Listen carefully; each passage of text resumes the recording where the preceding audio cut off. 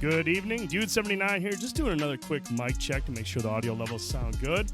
Hope everyone's having themselves a fine evening. Get yourself a drink. We have a lot of great topics to discuss tonight. Happy Hump Day. It is Happy Hump Day. We'll be live in just a moment, y'all.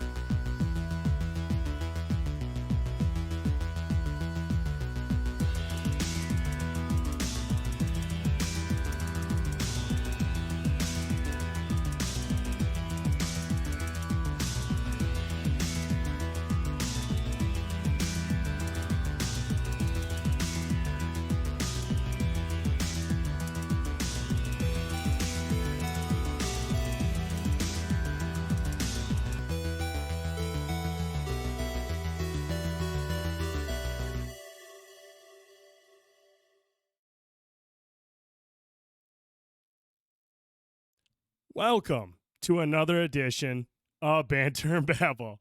I'm the Dude79, and joining me always, my esteemed colleague and renowned piece of shit, Mr. Fanboytone. Mr. Fanboytone, what's going on, dude? It's been a long week. I've not been feeling very good. I think I got some of the con crud from last weekend. Yeah. But still living high on how amazing last weekend was. You had your... See you, Cuddles. Have a good night, bro. Yeah, dude, it's been a hot minute since we've done a show. It's we're gonna start getting back on schedule. I don't think we have any. I mean, I don't know what the fuck. This guy plans. He doesn't invite me to stuff, so I never know when stuff is going on until the last minute. So I don't know. I don't think we have to worry about anything. Wow, what is? Whoa, Quandale Pringle. I saw my brother get picked up. I wouldn't bother reading it. What's that? I wouldn't bother reading it. Do you know who it is? No. Oh, geez. Okay. All right. Well, Quandale, appreciate it. See, that's my problem. I always just start reading know. whatever I see. I'm like Ron Burgundy. I know. Just start reading things off without even checking it. Yeah, you, Draston, and Josh from Half-Ass Beer Review, we had you quite a guys weekend. made the trip down to Horror Hound in Ohio. Mm-hmm. But as much fun as you guys had at Horror Hound, or maybe not so much fun, depending, it was kind of a mixed review on that. Right. Everything was made up entirely by several trips to the Third Eye Brewing Company in Ohio. Yes, we made several trips to Third Eye Brewing Company right across the street from Horror Hound. And yes, we talk to them pretty consistently on social media. Their social media is great work out there. They do great beers. It's one of our favorite breweries. At this time period, you read the can, it says it's going to drink like this. It's got these flavors. Typically, it does exactly what it says, which can be sometimes rare and hard to find in beers. But, we had a great day Friday. We were fortunate enough to meet Tom, one of the owners. We got to meet Kelly, the brewmaster. Yes. The boys met somebody else while I was away at the bathroom, and we also got to meet the brewery wife as well, too. She's active pretty much on social media as well, too. So we had a great time, great food. And then the big reason, of course, we were there, besides the fact is I can't get there but a couple times a year, was for their special edition release beer here, as you can see, for the weekend, Horror Hound weekend, called Alien Bait. Alien Bait, which is a peanut butter blonde ale. 15%. And, yeah, dude. Let me read this to you guys. Is this the description right here? Give it up, yep. All right. Everyone knows the best way to catch a friendly extraterrestrial is with some peanut butter candy goodness. So we created our own tasty treat to pay homage to one of the true classics from the 80s. This easy drinking blonde ale features peanut butter as the main character with marshmallow, vanilla, caramel, and graham cracker playing supporting roles to bring this nostalgic treat to perfection. Limited release for Horror Hound weekend, produced and canned by Third Eye Brewing Company. This is called Alien Beat. You can see there's E.T. and what's my man's name? Elliot. They're riding around. Hopefully he hasn't had too many drinks. And dude, this is a huge. This is their crowler, so it's 32 ounces. 32 ounces. When you want to take one to go, if it's not available, they tap it and then can it right there for you, and you're good to go. So I brought this home for us to try right now. We're drinking this tonight. We're gonna crack it open right now and give it a try, because you got to try this, because from me and Draston's perspective, we couldn't leave this alone this weekend. I literally drank one other beer at the location this weekend. So I'm very excited. We are going to drink this now. All right. Let's see. I don't know if that's a bit going on or not. It might not be, actually, because he's talking about where he lives. So yeah, I'm gonna give him one more. I'm gonna give him one more chance. We got a lot of head here, so bear with me. Jeez, this is your first time pouring one, bro? Well, you know what? I'm good. I'll take care of it. Well, if you do it to the side too much, you're gonna lose some of the flavor, and you don't want to do that. Don't worry. And I've done this before. While you're waiting for yours to settle, I'm just going to start dipping into mine. That's perfectly fine. I want all the flavors. Okay. Ease up, buddy. Hey. Some of that too. Relax. I didn't have enough. I didn't have enough last weekend. All right. So yes, this is go ahead and take a drink of that. See what that tastes. I'll drink my fluff. I don't mind. Oh my god, that smells so good. All right, that smells really fucking good. I'm excited. Wow. Okay, I forgot that was like mostly head. Yep. All right, here we go. Cheers. Tell me what that tastes like.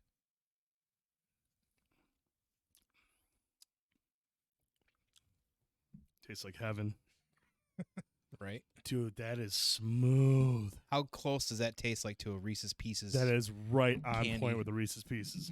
They used 25 pounds of graham cracker for this. I'm sorry, did you say 25 pounds of graham crackers? Mm-hmm. Wow. This literally tastes like you're eating a handful of Reese's Pieces. It's delicious. Now, as you see behind us scrolling, we're, just some pictures from the weekend. Some of the drinks. There's the first drink I had of this. You'll see some of the food. I had some bangers and mash, some wings that were great. The food's really great there. I had a Krabby Patty. There were some other spots that we hit up to buy some beer as well, too.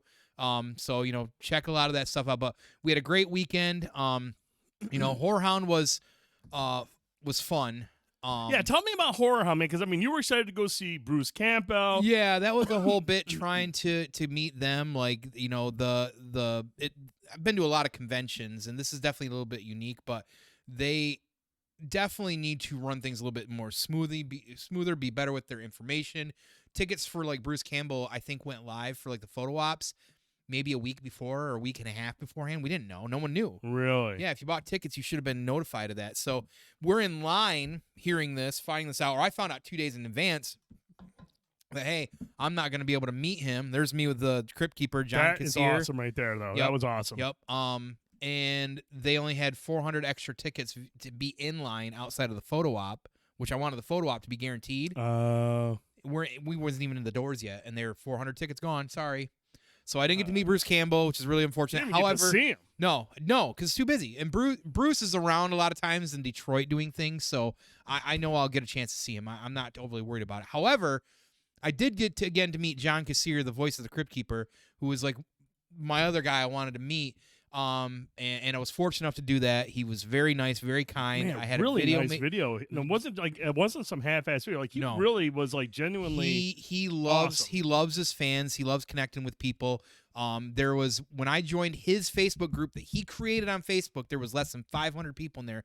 It might even been like 300 or 400. There's only 950 now. And I told him, I said, hey, I'm in the Facebook group, blah, blah, blah. He thanked me for connecting with him online and being involved there as well, too. Like, you know, it was a set price for an autograph, a photo op, and then the video. Well, I wanted all of them for the price I was given to him, you know, which they don't set them, by the way. It's conventions that set them, not them. Right. You know, I'm like, I got to have the video. And, you know, because I just hear great things and I see him on Cameo and stuff, and he just knocked out of the park. So yeah, that was dude. That video is awesome. That's in our Discord. Make sure you're in there.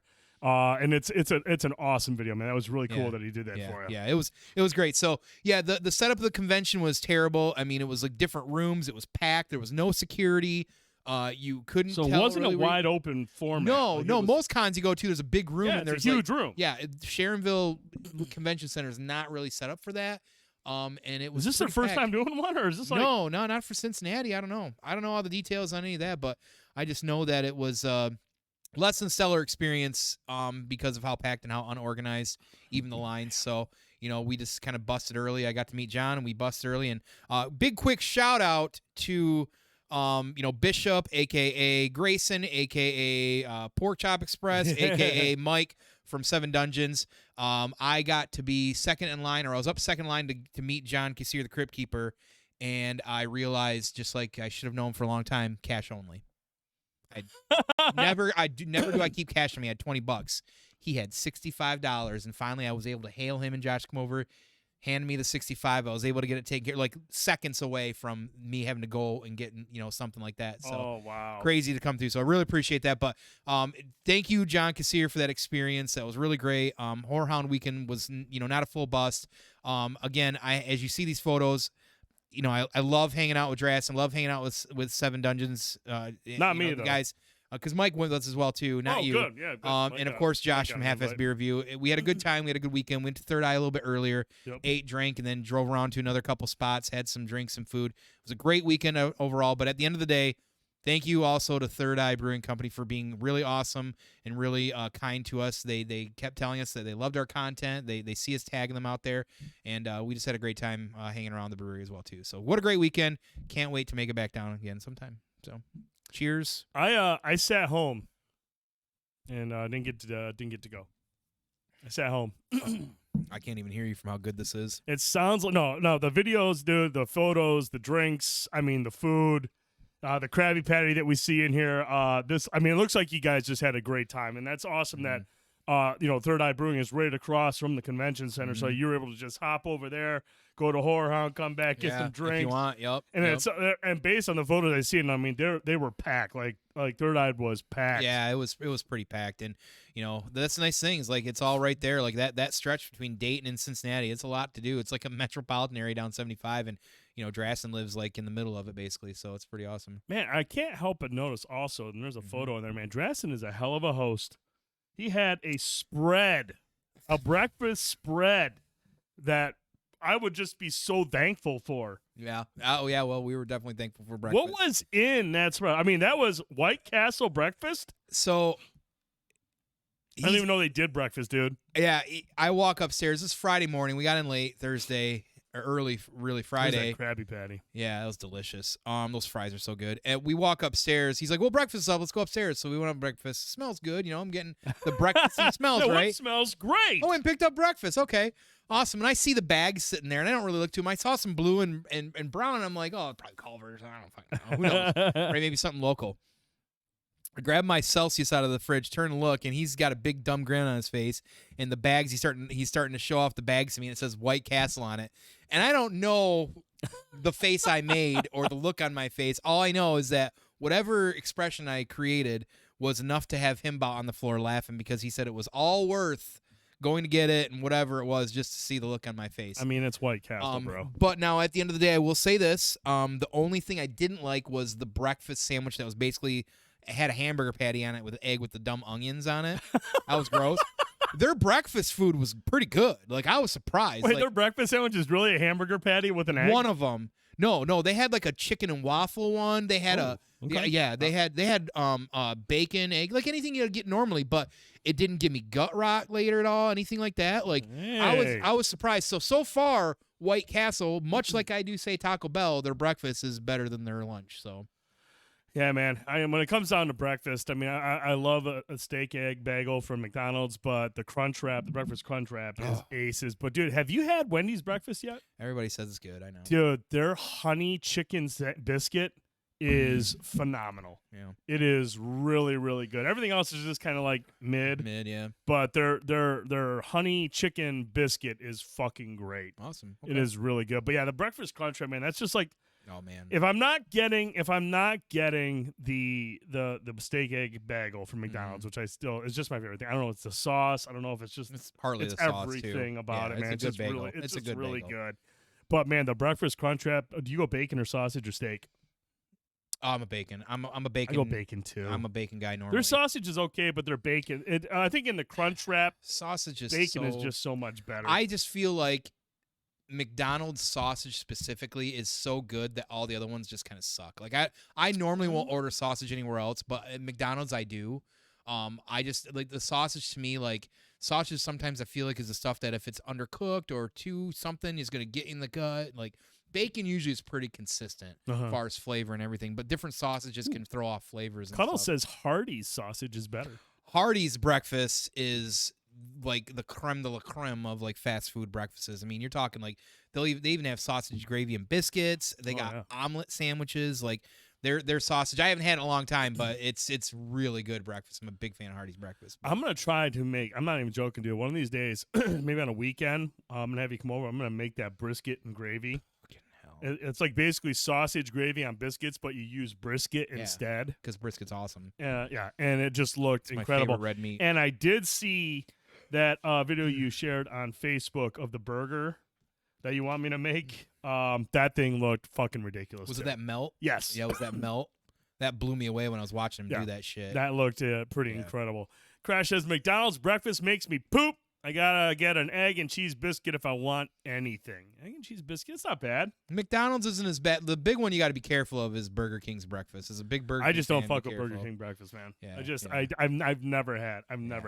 Yeah, but I've never really been those- big on their breakfast. But dude, their melts right now. I'm telling you. God, I can't leave it alone. There's a spicy one. I love that one. Bacon original spicy. Bacon original spicy. You had the bacon one the other day, didn't you? Yeah. How was that? Pretty good. That was fucking awesome. How does it compete with the spicy? The spicy's so good though. If you want that kick, you gotta have those jalapenos.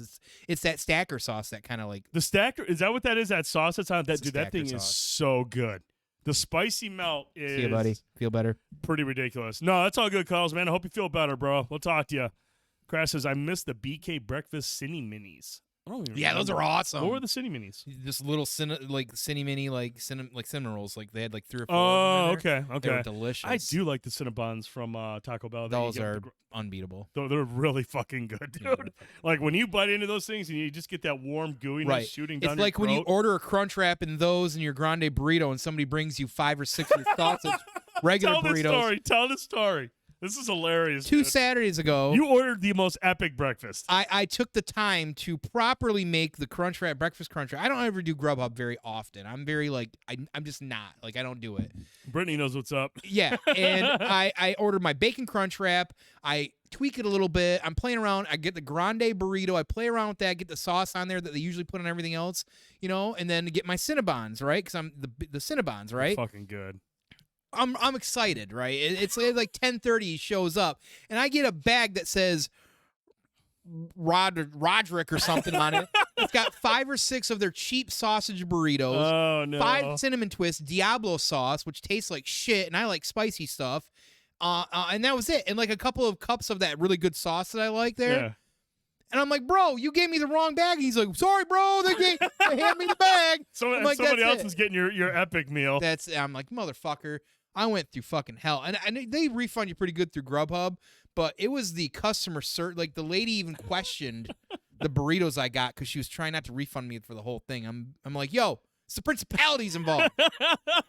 Did not get, was so mad. I got like 12 messages from this guy on I was Signal, and he was pissed, fucking livid. Because I didn't want the refund. It was 10:30. Right. I would have been happy if somebody bring me the new breakfast. Yeah. That's what I wanted. Yeah. Fuck. He orders this just customized fucking awesome, and then he gets the fucking dollar menu order from somebody else. Yeah, $1.50 burritos. I ordered a $3.50 fucking burrito, and she's like, "Hey, they the burritos you got in the bag the same one you ordered?" Are you serious? No. Robo voice. No. Oh. What? Audio going funky. Uh-oh. All right. I think I know what to do here though. So let's say we're gonna go time out on this bullshit.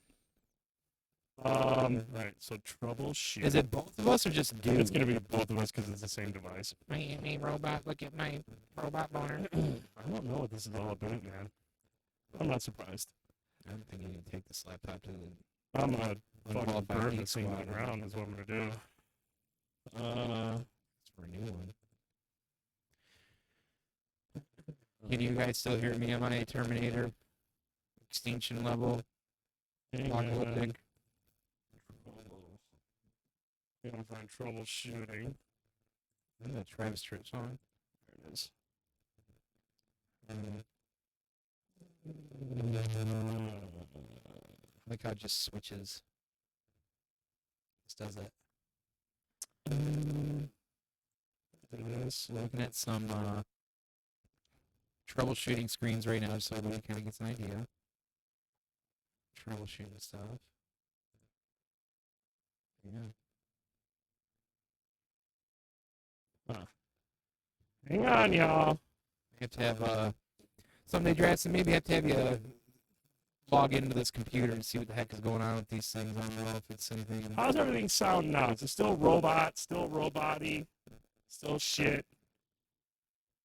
Start. Same? All right, hang on. Freedom for all submitted beings.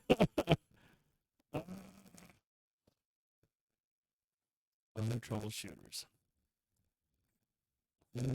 Speaking of robots, I did watch Bumblebee finally, and I did enjoy it. It was all right. You liked it, huh? That new Beast Wars one that's coming out that looks pretty tight. That's why I wanted to watch it. It was all right. I don't know. More than it's which they all should have been, but instead, we're getting these craptastic ones that Michael Bay was putting out. Let's have the robots have mouths, because that's cool. Not awkward. Let's see if that works. Robot metal mouth. How about now? Still shit? Every time coddles. Still bad? Yeah. Drink my beer. Still bad, he says. Okay. All right. Hang on. Domo arigato. I don't understand how this does this.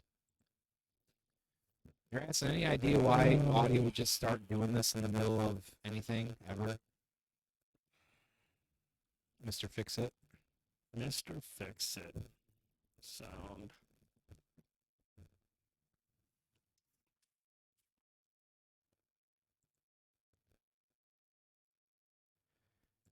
Right.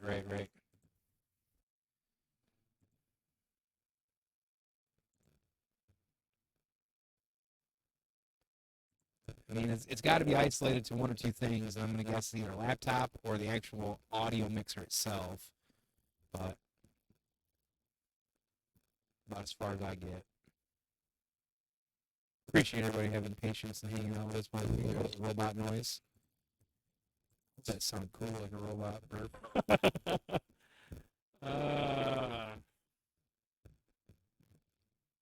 Hang on a sec, guys.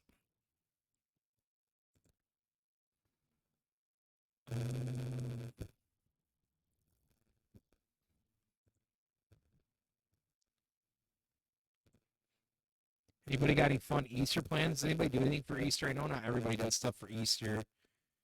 I do stuff for Easter. Yeah, we usually get together with the family a little bit and have a nice meal. Ham. That's why I like Easter's, because usually it's ham. I love a good ham. Like some hot ham water. All right, hang on a second. Hang on, I'm going to try something. Bear with me.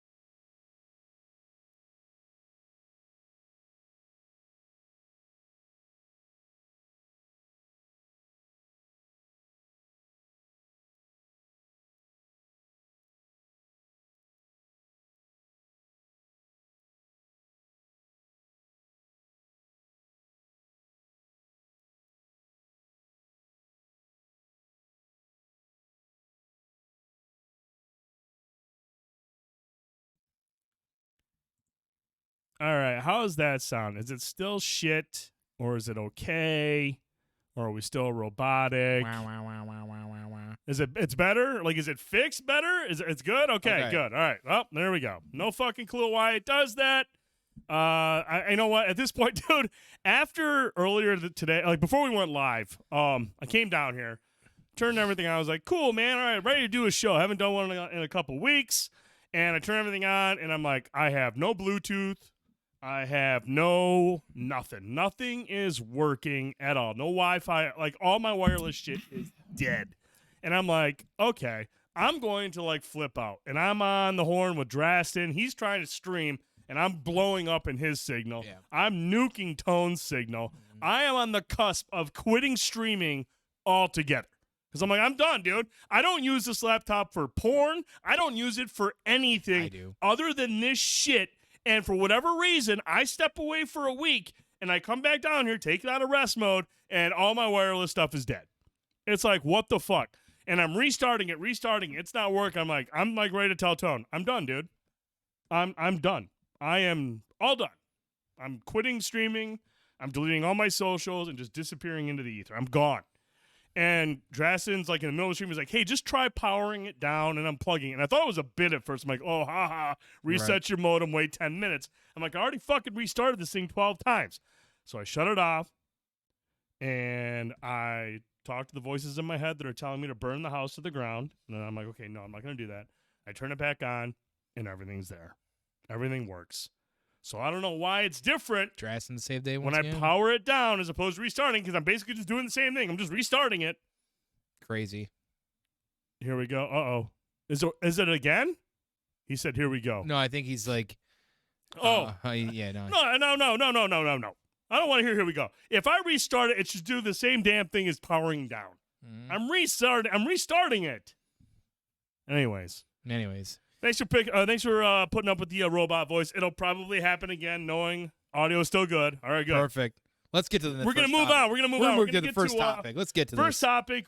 Jesus fucking Christ. We've been playing. Tony, you haven't been playing shit because you've just been busy. But dude, yeah, I haven't been playing shit. I played through Resident Evil 4. I beat it last night. Wow, how many hours? Dude, I was just gonna get to that. So I played Resident Evil 2. Liked that one a lot. Thought it was really cool playing that. I mean, that was like the first time we saw what they can do when they do a remake. Like, it's proper, it's modernized, it looks good, it sounds good. And I liked Resident Evil 2. I thought it was decent. I didn't like Mr. X. I know there's a lot of people that love Mr. X. Right. I did not like the implementation of Mr. X. I thought it was kind of annoying. Lady Dimitrescu from 7 was a little bit easier to manage. I didn't feel like she was as overbearing as Mr. X. Like, Mr. X is literally on your ass for the entire game, and I didn't really care for that. I was like, dude, I just want to try to explore this place and find shit, and you're just constantly dealing with Mr. X. Resident Evil 3 comes out, and I beat that shit in like 6.5 hours. Yeah, easy. Again, I appreciate the effort that was put into the remake. It's a good-looking game. It plays really good. But, dude, that's a short story. $60? $60 for like a 6.5 hour experience. Nah. And now, I'm going to tell you right now, dude, I never played Resident Evil 4. I didn't play it on the GameCube when it was a huge hit, and I never played it when it came to other systems after a while.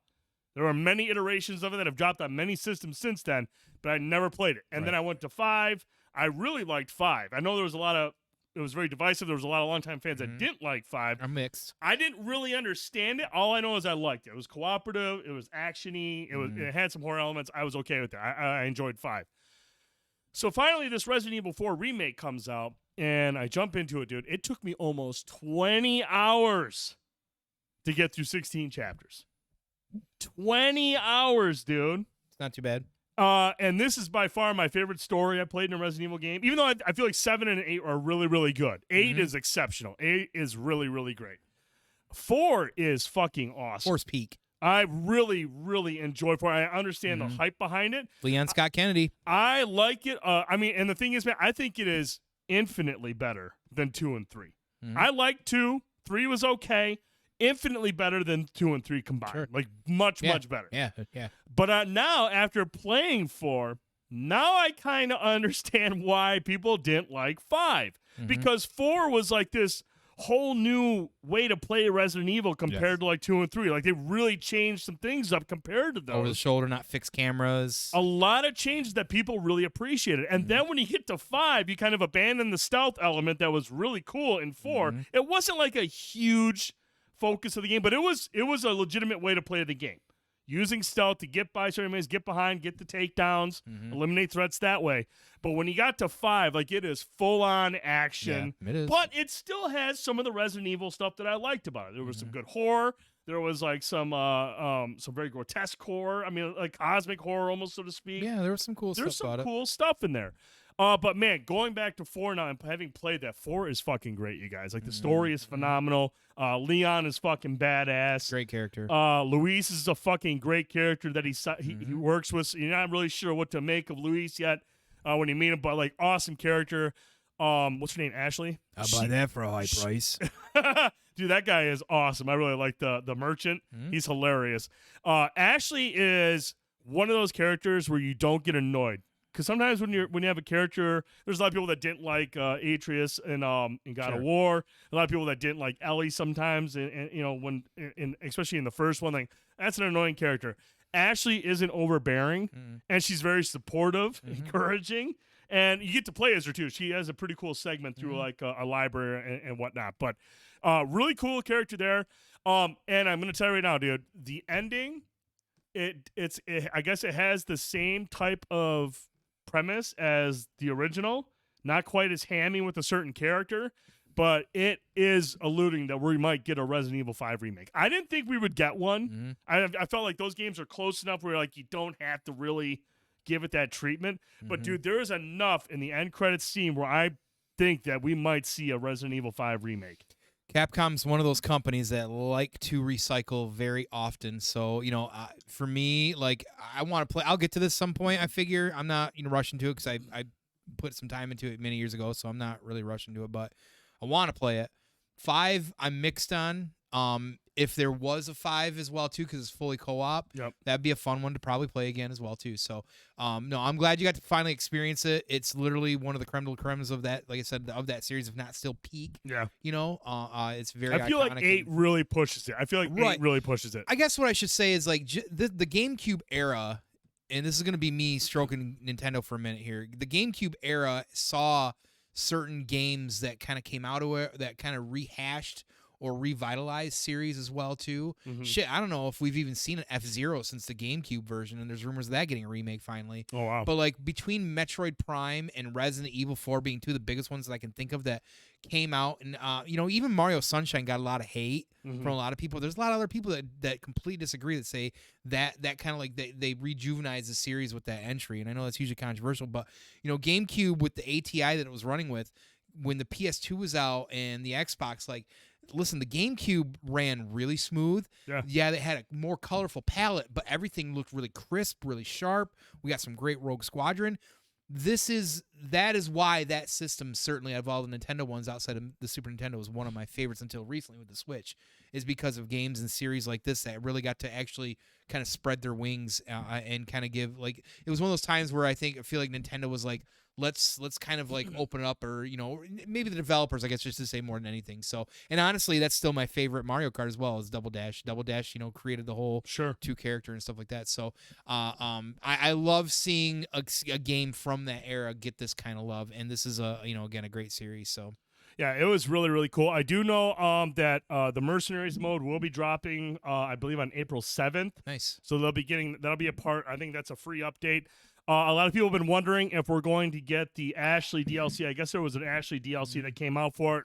There was no mention of it yet, but somebody was able to data mine it, and I guess they found that it's something that could possibly be coming to this, which would be cool. I don't know what Ashley's DLC consisted of, but I would love to play more of it. Like I said, this was a really, really good game, you guys. Like, it's just a really well done. Obviously, I don't know what kind of huge changes were made, because obviously this is a remake, so they take some liberties and maybe change some stuff or update some stuff compared to the original one. There were some big things, I feel like, that they did. If I remember correctly reading, like, unlike like Metroid Prime was not a remake, it was a remaster because they didn't change a lot of certain things. But this one was like a full-on remake. I've heard there's a lot of different stuff. Some big technical things they changed for this, yes. So that's why I also want to play it. But no, yeah, it's awesome. So I'm really looking forward to the Mercenaries. I heard Mercenaries again. That's all I gotta say is, oh no, Robot is back. All right, hang on. He knows the trick now. I mean, I think I do. Find out. What did I do? I think I turned it off.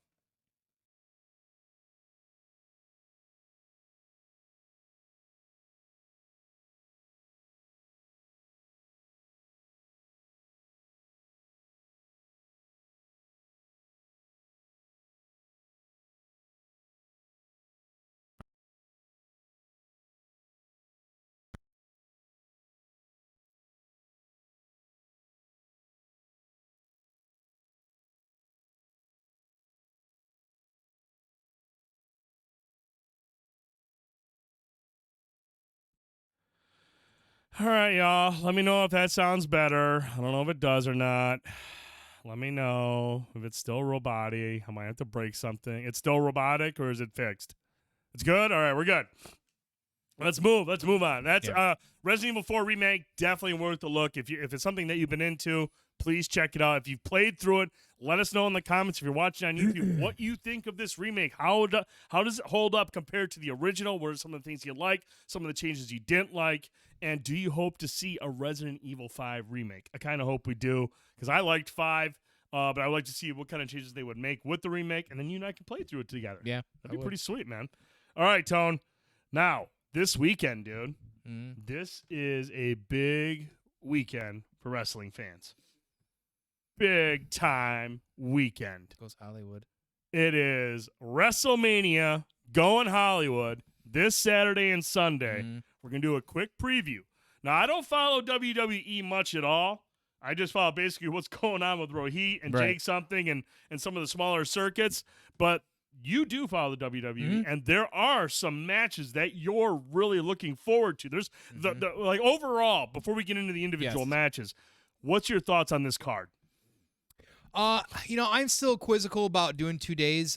So I know they've been doing that for a couple of years. I'm not fully into that, but I get the fun and I get why it's big and makes it more of an extravaganza. So I'm fine on that. Because I feel like some of the card, like it almost like loses some of its luster because some of the matches feel like just kind of added on to give content, and there are a couple on there. And we're not going to cover all of them, but trust me, there's plenty of them on there.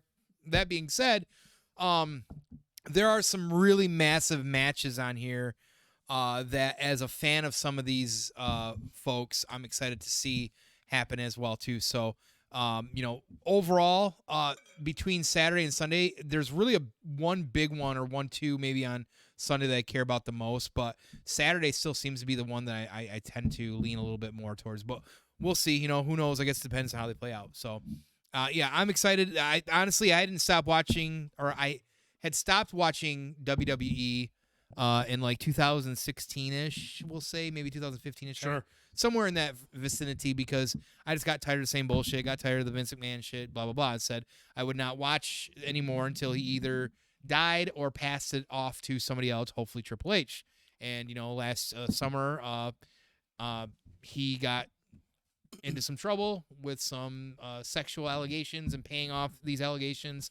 So his son-in-law took over Triple H, a wrestler that's one of my all-time favorites. So ever since then, I've been watching. I started with SummerSlam last year and, started progressively watching more and more. And as the months kept proceeding on, the product started getting better. You could tell that he was building, and Triple H had his handprint of or fingerprint.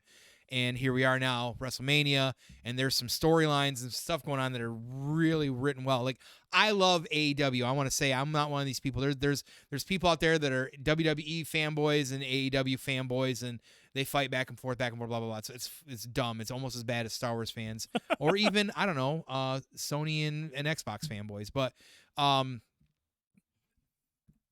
there's some really good stuff that's been going on both products. I watch AEW mostly for the wrestling. I wish there was some better story development.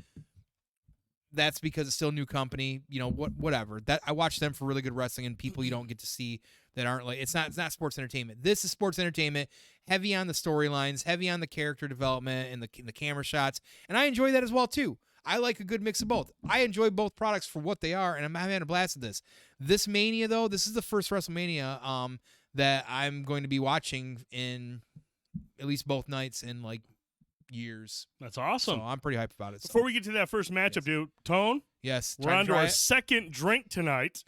This is from the Maple Grill out in Hemlock, and we are trying out their seltzers. They have some seltzers. They have 5 flavors. And the one we're going with tonight is a strawberry lemonade seltzer. Good. It smells good and it tastes pretty good.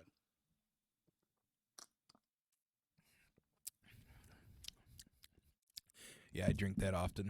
It's good. It's got a little bit of a bite, though. Little bite. I didn't expect that from maybe the lemon, but a little tartness on that. But it's a pretty solid craft. That's what I would expect from a seltzer, though. A little bit of a bite. Strawberry lemonade.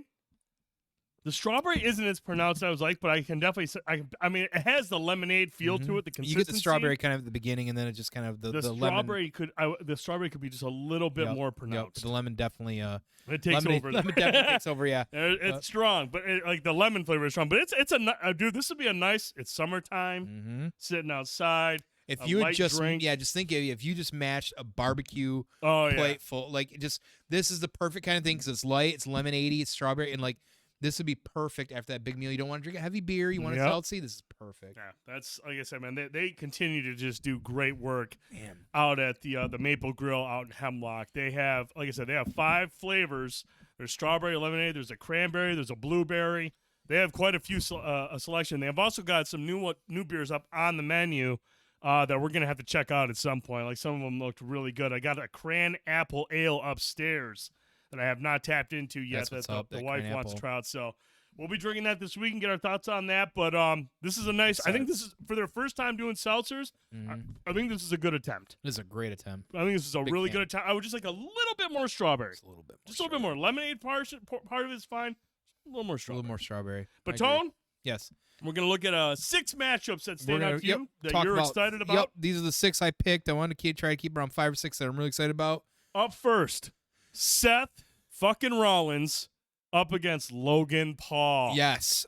So the reason I wanted to highlight this is just because everybody knows who Logan Paul is. He's an internet phenomenon.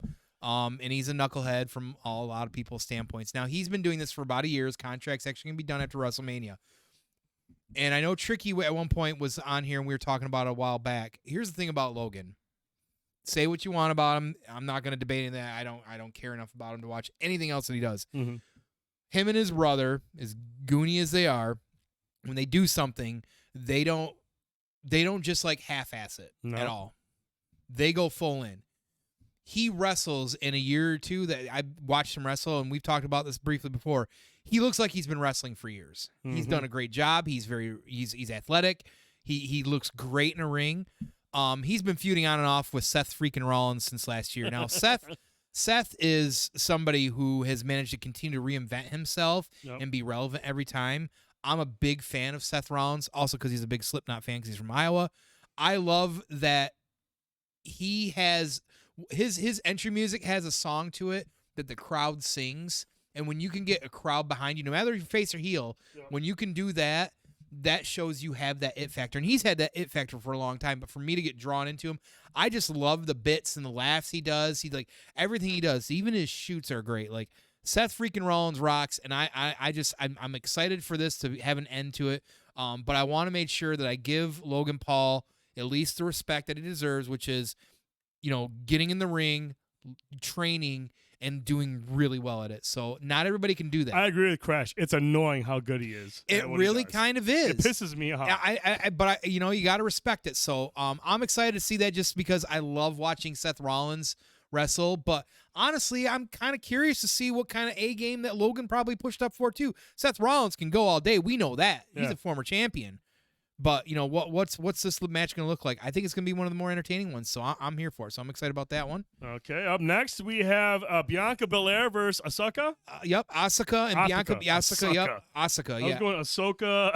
I know. I was thinking Ahsoka. Asuka is one of the phenoms of the ladies division there in WWE. She comes to NXT. She's from Japan. She just recently took over her Kana gimmick again. I think sometime last fall. That was a big thing. It was kind of like her evil persona when she was in Japan, so people were excited to have it. So she's been playing a lot of mind games. Bianca Belair won the title last year at SummerSlam after having like a minute match at some point the year before, whatever it was. And she's also really well homegrown. I love Bianca Belair. She's a very like overly vibe, super positive, great for you like young girls to look up to. She's a great like role model in this sense, a great champion. She puts on great matches. She's athletic. She's fast. It's a great like, and the thing about Asuka is that even though she's trying to be heel, like people like me are just so fans of her. It's hard to see her like that. Yeah. But I'm really excited for this match because they're both very talented. And it's a title match, so they're gonna put all their alls into it behind it. So I'm really excited to see where this goes. I honestly have no idea who's gonna win the belt. I can see them taking it off Bianca and giving it to Asuka, but at the same time, Bianca's been such a great champion, it might be hard pressed to pull it off of her. So Blanco says the Pauls are asswipes, trying to claim they had it rough growing up. In the words of the cuddly one, "Fuck them kids." That's right. Yeah. Hey, no one's disagreeing with that, but like. It's hard to talk the talk and walk the walk, and that's the thing about this. We've seen a lot of people come in through wrestling since literally, and it was WWE that started it in the early 80s with, guest appearances and like celebrities and stuff like this, and people try and do that. Let's all not forget in WCW, we had, the Worm, a.k.a. Dennis Rodman with NWO, and Karl Malone, the Postman, wrestle and stuff like that with DDP. The guy, they did a couple moves, they get a couple spots. The difference is here is Logan Paul wrestles like he's a wrestler, and that's what's wild about it. I'd rather have RoboCop back. Stave Sting from the cage, from the Dungeon of Doom, whatever it was, or the whatever. Yeah, funny. But anyways, I'm excited about that match. It's gonna be a fun match. Up next, Charlotte Flair versus Rhea Ripley. Oh, yeah. Rhea Ripley is bae. Oh, okay. That's all it is to it. She's bae. Rhea Ripley's bae. I'm a super fan. She loves metal music. She's a badass. I think she's kind of turning face. I'm excited to see that kind of turn. It's more about her than it is Charlotte Flair.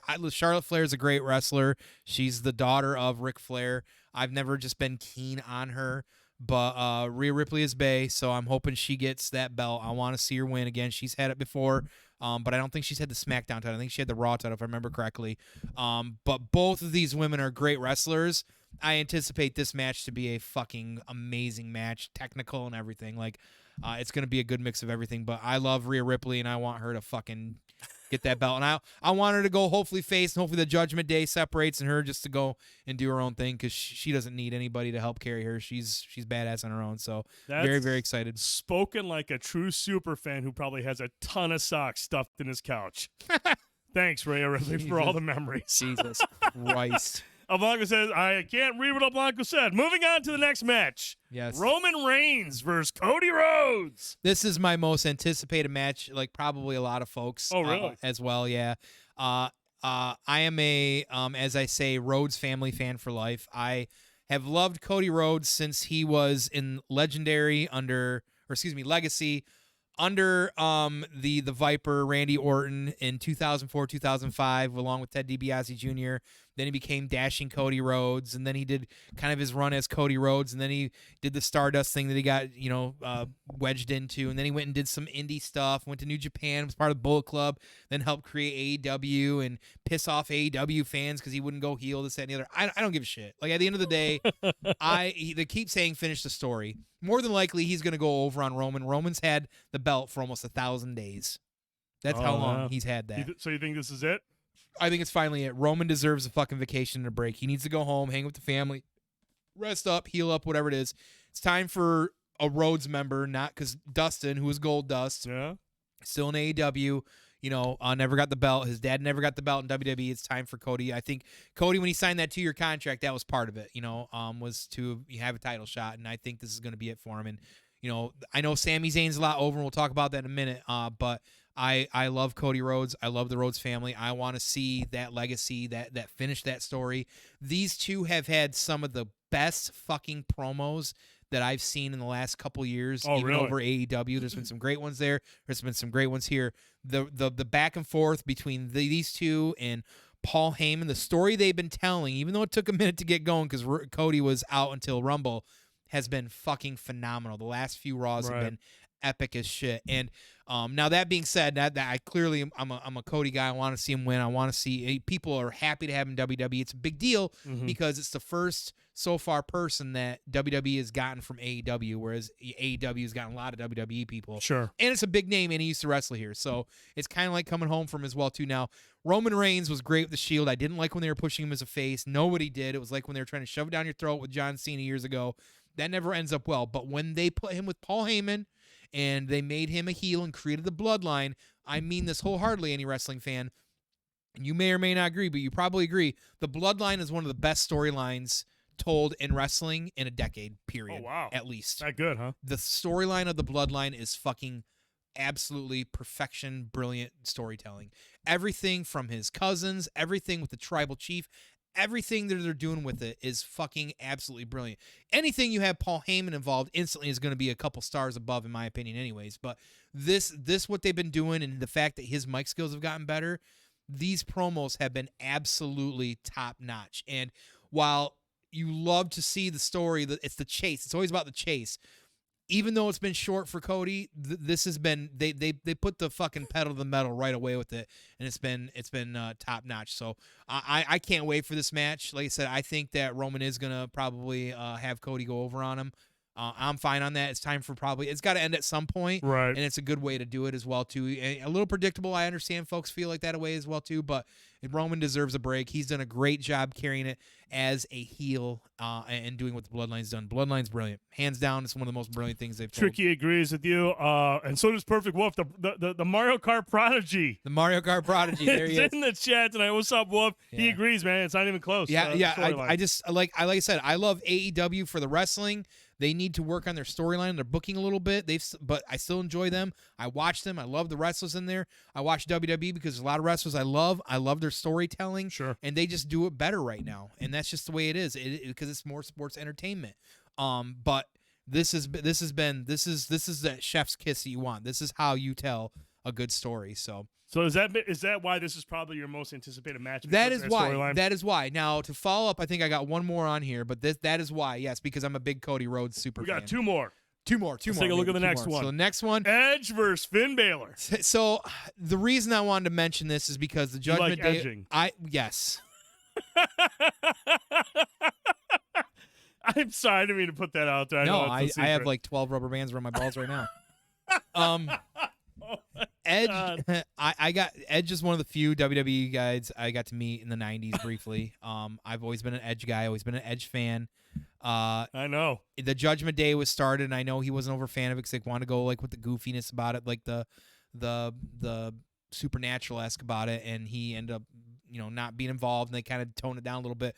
Finn Balor is literally one of the greatest wrestlers of his generation. He looks dope as hell, man. He's a badass. He's period. Like his New Japan work is way above even what he does now here. But this is a good story because this is about the teacher and the learner kind of thing. Like even though they're kind of in it together, like the mentor versus the prodigy. Yeah, or the protege. The story has been told well over the year, and I feel like this doesn't get appreciated enough because of some of the high prolific stories going on. I feel like this one deserves some love because both of these motherfuckers can wrestle. Yeah. And Edge, the rated R superstar, is, like I said, one of my all-time faves. I love that, especially that run of him.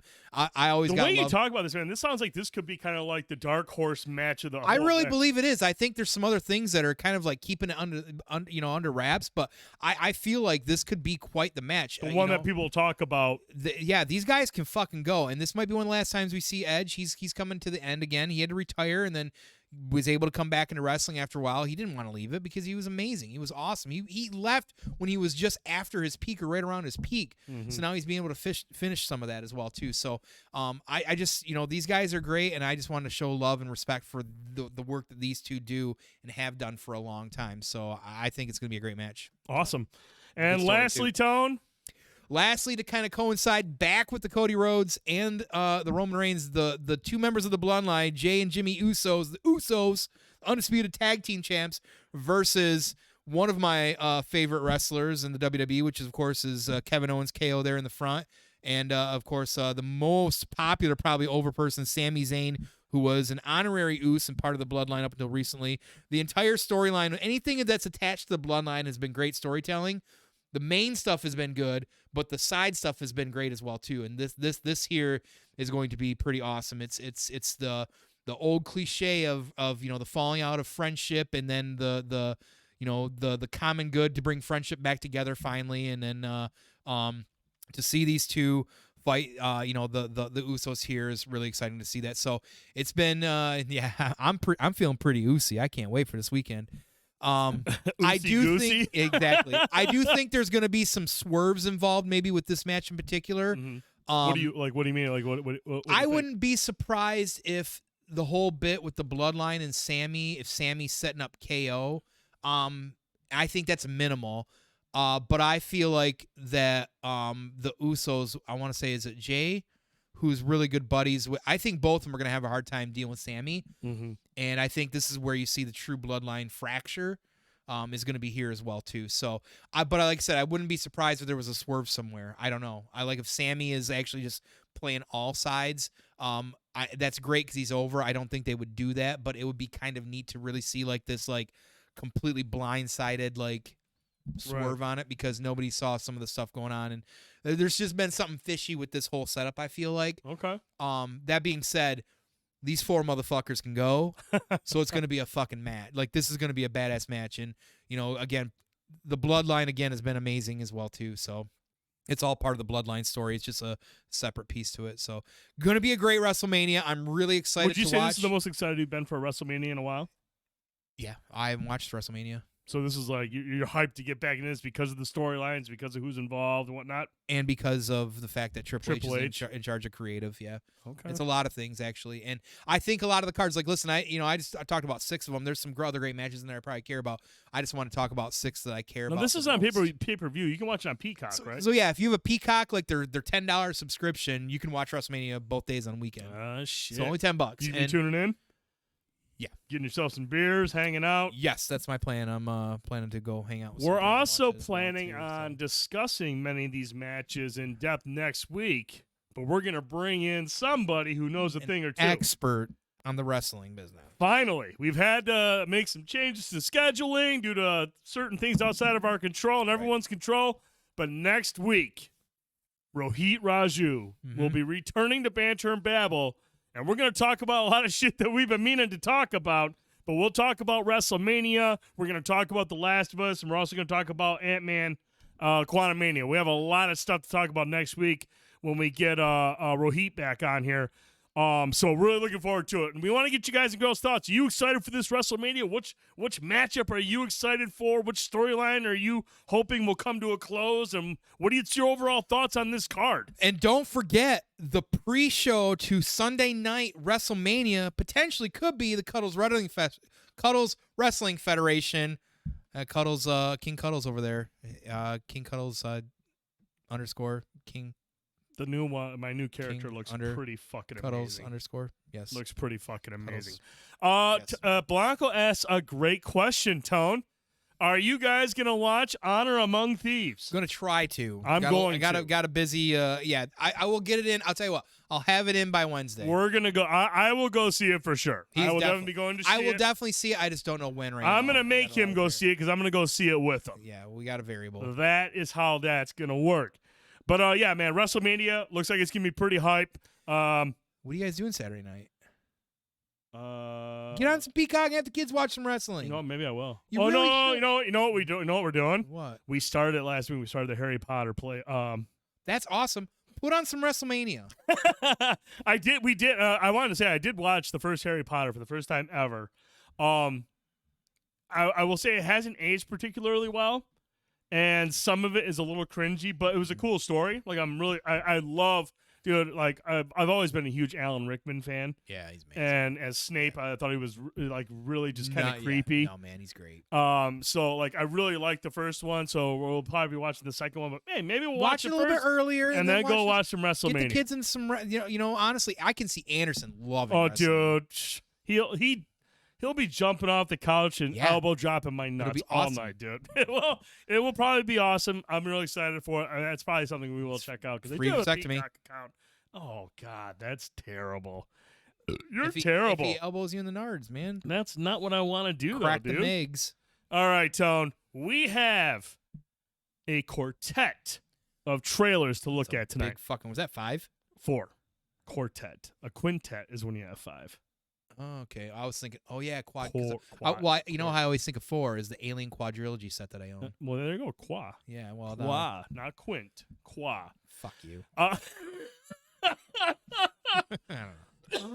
was not expecting that. Jeez. Okay. Yeah, I am still fighting whatever I've had for like the last month. I've had a headache for 2 days. Wow, I'm glad. I'm sorry to hear that. 2 days. That sucks. I've been dying. All right, so I don't know how the audio is going to sound. Let me know how it sounds for you guys and girls. Hopefully it sounds good. If the robot sound kicks in during the trailer, just let me know. I'll do a quick reset. But hopefully everything holds up for the next 4 trailers. But Tone, yeah, a month or so ago, we saw the first trailer for Renfield. And we were like, cool, this looks fucking dope. But all we saw was just a pinch of the one true God. Just a little bit. We saw him at the end of the trailer, and that was it. I was like, okay, cool. I want to see more of it because it's Nick Cage, and Dracula is one of the 3 characters he's always wanted to play. And he's a huge fan of, obviously, Christopher Lee, Bela Lugosi. He loves all those guys. And I was like, man, I want to see his interpretation of him more. We didn't get it from the first trailer. This week, we got another trailer, the final trailer, and there is a lot of Nick Cage. And, dude, hype. Let's check out this trailer. Very hype. Red Band trailer, so it's a little bloody. Don't let the kids watch this. Mr. Renfield, welcome. I am Dracula.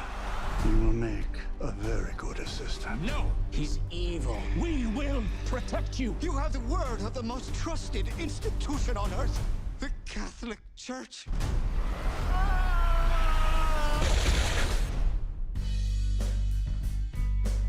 Renfield, your sole purpose in life is to serve me.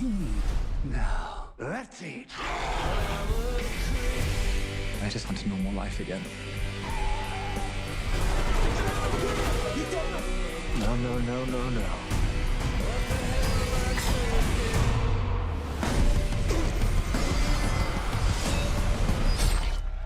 God bless you, Mr. Renfield. Oh, God bless you, nuns. You're a hero. Robert Montague Renfield. Let me explain. I work for Dracula. Count Dracula? It's the real fucking Dracula! Some call me the Dark One. Other is the Lord of Death. So you bring in people to eat? Well, I do other stuff. Like what? Wash his cape? The cape is dry clean only, strictly. Yeah, I will wear this shit. This fly, yeah. Look, I don't think he's such a bad guy. But you're never really gonna be free until you face him. I will no longer tolerate abuse. I deserve happiness. Let me explain something to you, okay? You deserve only suffering. I will unleash an army of death. Everyone you care about will suffer because you betrayed me. We have to stop him before sunset.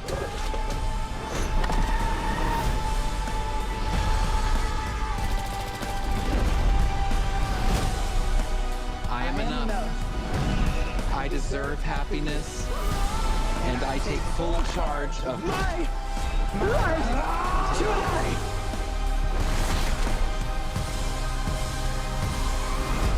You know when something crazy happens and someone's like, it's okay, I've seen way worse? Everything I saw you do today is gonna be my way worse. It's my least favorite part of the job.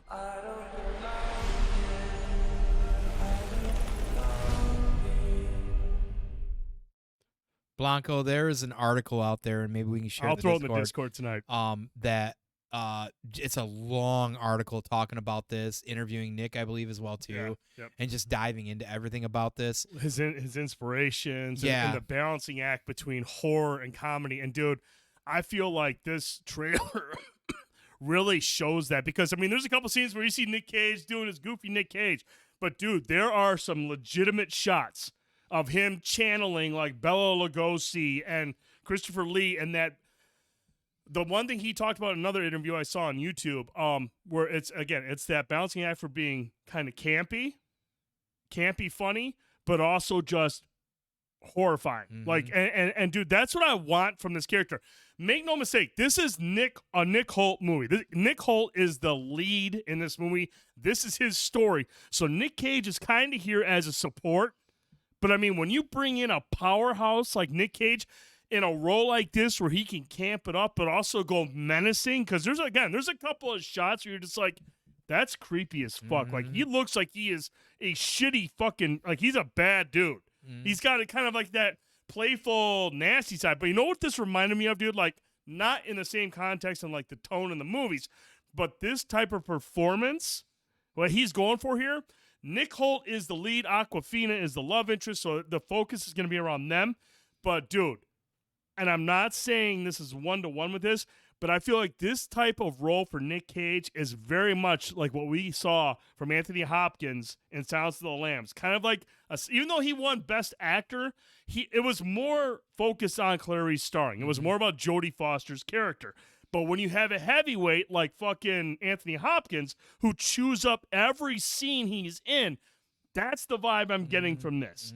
Where he's going to balance that fucking campy humor, but also be he's Dracula, dude. Right. He's going to kill you. And there's a couple of scenes, some dialogue where he's like, I'm going to unleash an army of death, and everyone you love is going to suffer. And you see him when he's killing people, and it's just, dude, this is going to be a dope-ass fucking possibility for him. And honestly, man, if he nails this, I think he can get some hardware for this role. Mm-hmm.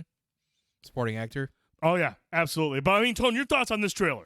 I'm sold. I can't walk away. I literally, like, the fact knowing that this is one of the top characters that he's always wanted to play, and part of his inspiration is because of Christopher Lee, and it's a love Christopher Lee, especially old school Christopher Lee as well too, and getting those screenshots or those of him looking like Christopher Lee, and like reading that article that we'll post as well too. Amazing. Like the mix, like even down to the robe that he's wearing. Yes, and the teeth, everything is influenced. Everything is like very well thought out and takes like mix from everything, including Bram Stoker's. So I'm telling you, like, it's a dark comedy. But there's going to be some serious acting chops going on here too. Yeah, dude. Like, I like Nick Holt. I think Nick Holt is a really good actor. I think he's an up and coming. I think he's going to be a massive star when he breaks out. And maybe this is the role that does it. I like Awkwafina. I think she's hilarious. Yep. She's very charming. She's funny. And then again, you've got the one true God. Mm-hmm. And now, if there's anybody in Hollywood that's going to be able to balance comedy and scare the shit out of your horror. And be gonzo? Yeah, it's this dude. Yeah. I mean, like, and the fact that, you know, and you, like I said, in the interview, like the article I told you about where he said the three characters he's always wanted to play One of them is Dracula. You know you're going to get his absolute best. And I am so fucking excited to see this movie. I hope there's a midnight showing. I will be seeing it that Thursday. Yes. That Thursday, I will be going to see this movie, and I'll probably see it again on the weekend when my brother comes in town. Yeah, this is one of my most anticipated movies this year, hands down. I thought this was an awesome trailer. And, dude, using Creep. Yeah, perfect. Amazing trailer. Hyped as fuck for this movie. Can't wait for this. All right, tune on this next trailer. We're going into gaming. We're going to move away from movies. We're going to jump into gaming. This is something I know you're excited about. I just finished the first one recently. I'm excited about it. Let's check out the trailer for Star Wars Jedi Survivor.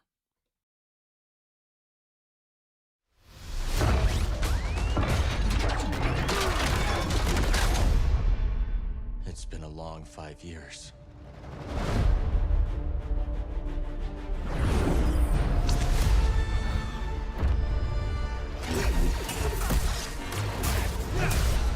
We've tried to resist.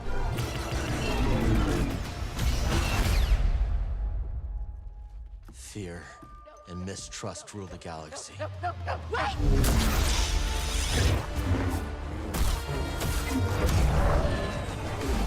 Cal, look into the fire.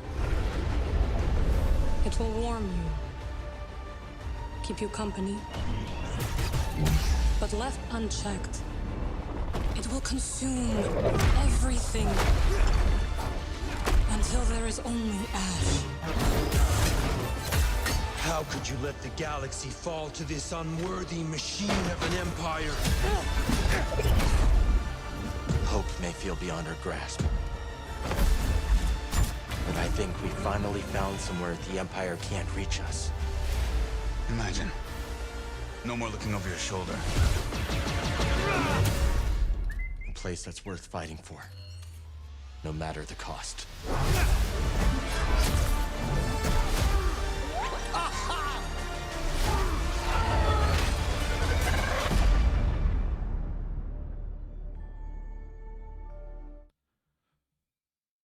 Bro, Jesus. Just over a month away. Man. Star Wars Jedi Survivor. This trailer is fucking amazing, dude. Like, it looks like this is built for next gen in mind. The character models, obviously Cal's a little bit older, but looks much more like his real life counterpart. This looks fucking sweet. Blanco says, I want to know what's up with the two-person attacks. Is it like Arkham? Good question. That's a really good question. But Tone, your thoughts on this trailer, man? You played through the first one. I can't wait. I'm really excited. I saw a thing recently about how when Order 66 happened in Episode 3, there was roughly 10,000 Jedi. They killed 99% of them, which means there's 1,000 Jedi that potentially lived throughout that. There's lots of stories always to be told. Yep. It's a big fucking galaxy. You can tell a story over here, and nobody over here is going to hear about it. Cal Kestis, like everything they've been doing so far with this, is just fucking creme de la creme. It's fucking amazing.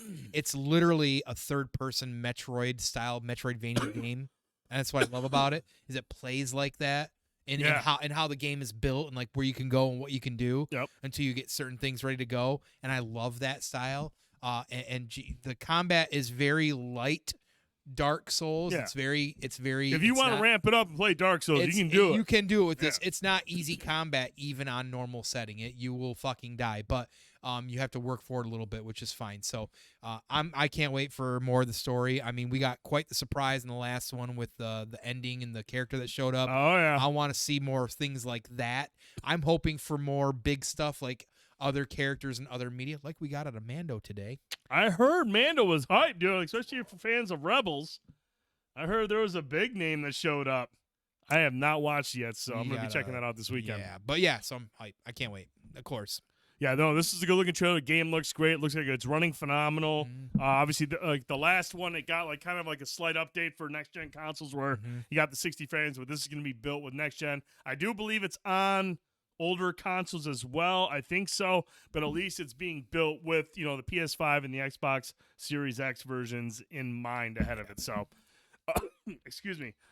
Blanco says, as much as I don't like all the retconning and official timeline that's out now, it did always bug me that there were no other Force users in the old movies. Like, I get what Palps did not a single Force user mentions to maybe exist. Yeah, and that's why like I'm fine with a lot of this as well too. I think it was George Lucas. He didn't have a plan outside of A New Hope. So once they get to Jedi, they they're talking about, oh, you're the last one, and that's what Yoda's saying and all this stuff. That could have been just feeding shit to Luke to hype him up as well too, to give him confidence. Because ever since Obi-Wan said from a certain point of view, anything that said at that point can be completely retconned because it don't matter. Right. Because it's all about perspective, right? And as far as Yoda knows, Luke is the last one. He doesn't know there's any maybe out there. However, he ends up convening with some through, the Force anyways, like Ezra Bridger. But, so no, I for sure, at the end of the day, like, there's a lot of area to tell stories. Now, here's my question for you, dude. Obviously, we've seen some characters make their way into these games. Mm-hmm. Do you think there's a chance? Like, is there anything out there right now where Cal could show I up? fucking hope so. And if they what is one of the shows silly. out there right now that he could pop in terms of like timeline? He's a young strapping lad here of like probably 25-ish or 30-esque. Where does this fall in the whole grand scheme of things? He's only roughly 15 to 20 years out this from story. Mando. Is it before New? Oh, wait. This is before New Hope, about 5 years. Okay. Roughly. Okay. He, if anything, it should cross over somehow with like with either eventually Bad Batch crew or maybe Rebels at some point or some of those characters. But I don't think we'll see that. But it would be cool if like the third game is like he's doing stuff kind of with the rebellion, but they don't know. Like somehow he's gonna link up with that. So somehow they're gonna find out there's another Jedi out there, or maybe he dies in the end. Where does he fall in line with Andor?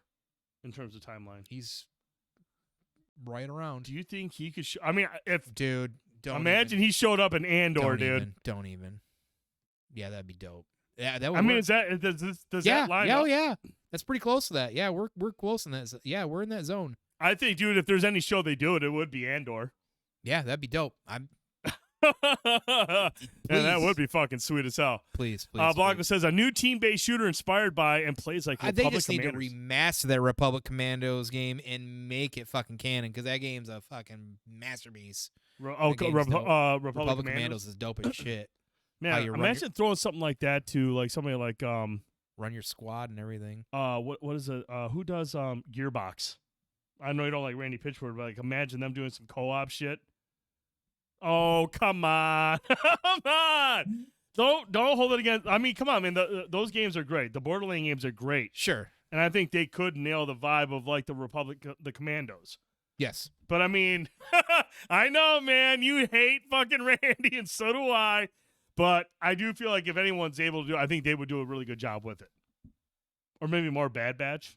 Respawn can make first-person shooting games too. Yeah, but I want them to stick with this, and if they do another first-person shooter, they better do a fucking. I want Titanfall 3. God, I would fucking. I'm sorry. I love Star Wars. I want a Titanfall 3 before we do a fucking Republic Commandos with Respawn. Yes, please. Please, God. Yes, please. That's all I really want. Yes, please. Now, Tone, this next trailer, you pointed it out to me today. I didn't know this movie even existed. Mm-hmm. Now, look, dude. Wes Anderson is not everyone's cup of tea. Sure. Not a lot of people. There's people out there that don't like Wes Anderson for whatever fucking reason, and I say this loosely. I respect your opinion, okay? But Wes Anderson, The Royal Tenenbaums is one of my favorite movies a lot of people love that of the shit. last like 20 years. Yeah. It's, in my opinion, I mean, Gene Hackman has made some great movies. I'm a huge Gene Hackman fan. Royal Tenenbaums is one of my favorite movies of all time. Mm-hmm. It is just perfectly casted. It's a great story with great performances. But he's Wes Anderson's done other ones like Rushmore, Steve Sisu with Bill Murray. I mean, he's done a lot of great movies. This one called Asteroid City, it's got your boy in it, Tom Hanks. Now, Tom Hanks is there, but it's got that same Wes Anderson distinct, the way he shoots his movies. It's always like picture framed perfectly. Everything. He's just got a unique way of shooting movies. I think he's leading as well too. Is it Jason Schwartzman? Yeah, Jason Schwartzman. Dude, Schwartzman is amazing. He was fan. incredible in Rushmore, and he's always been kind of like somebody that's worked with Wes Anderson. The HBO show Bored to Death, where he's like the lead and he just plays this PI detective who's like high all the time with dancing. Let's check out the trailer for Asteroid City.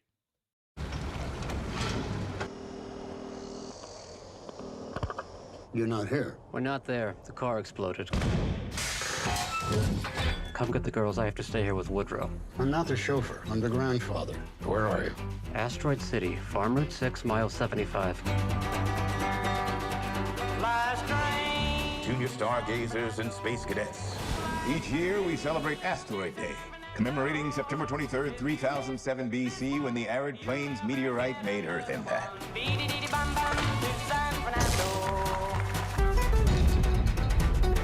Holy Toledo, that's Mitch Campbell. You're very good in the one about the tramp in the brothel who gets amnesia and becomes a pediatrician. You were very awesome. Actually, maybe my favorite character ever. I don't know why nobody else liked it. Oh. What do those pulses indicate? What? Oh, the beeps and blips? We don't know. Some of our information about outer space may no longer be completely accurate. Anyway, there's still only 9 planets in the solar system as far as we know, Billy? Except now there's an alien. What's happening now? I don't know. I don't like the way that guy looked at us. The alien. How did he look? Like we're doomed. Maybe we are. I've just informed the president. How long can they keep us in Asteroid City legally? The world will never be the same. That's an alien doing jumpy jacks. That's an alien in a top hat. What's out there? The meaning of life. Maybe there is one. Are you married? I'm a widower. But don't tell my kids. You're saying her mother died 3 weeks ago? Let's say she's in heaven, which doesn't exist for me, of course, but you're Episcopalian. In my loneliness, I've learned to give complete and unquestioning faith to the people I love. I don't know if that includes you, but it included my daughter and your 4 children. Sometimes I think I feel more at home outside the Earth's atmosphere. Oh, wow. Me too. They're strange, aren't they? They're children. Compared to normal people. Yes, that's correct. It's true. Freight train, going so fast. Freight train, going so fast. I do a nude scene. You want to see it? Huh? Did I say yes? You didn't say anything. I meant yes. My mouth didn't speak.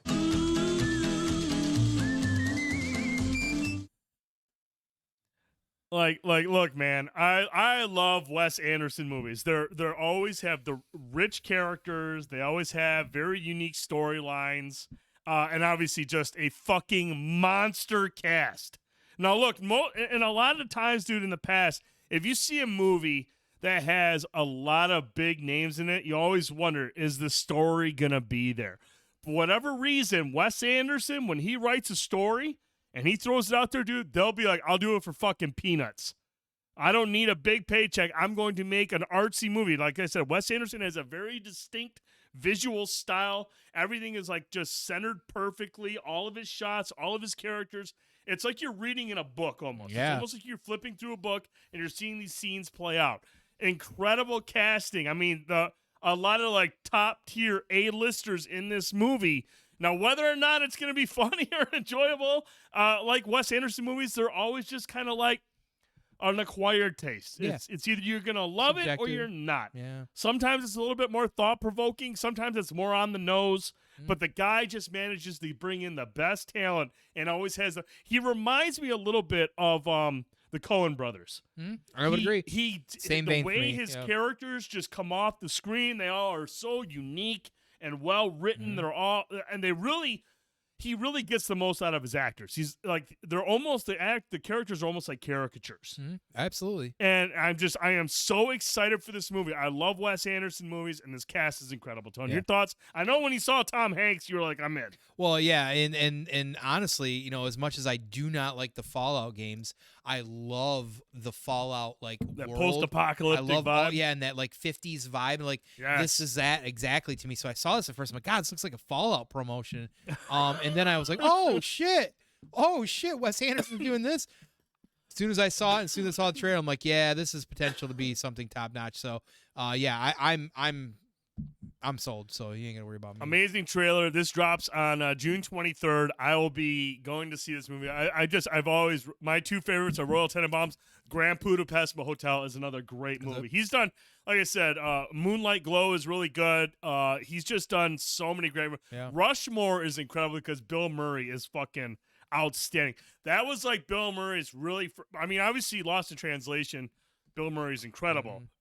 But Rushmore is what really kind of propelled Murray into the more drama things. Sure. He's done a lot of obviously great comedy, but then Rushmore came out. He got nominated for a Golden Globe, and they were like, hey, Bill Murray can do drama. And then the following year, he got a nomination for Lost in Translation. And from there on, dude, he's appeared in the Life Aquatic with Steve Sisu, stars Bill Murray. He's in that. He's in Royal Tenenbaums. So, I mean, whenever Wes Anderson makes a movie, I'm surprised Bill Murray's not in this movie. But like I said, he just manages to get actors together and gets the most. Life Aquatic is great, Crash. I agree with you 100%. I am just a Wes Anderson fan. So when I see him come up with something, I know it's going to be unique.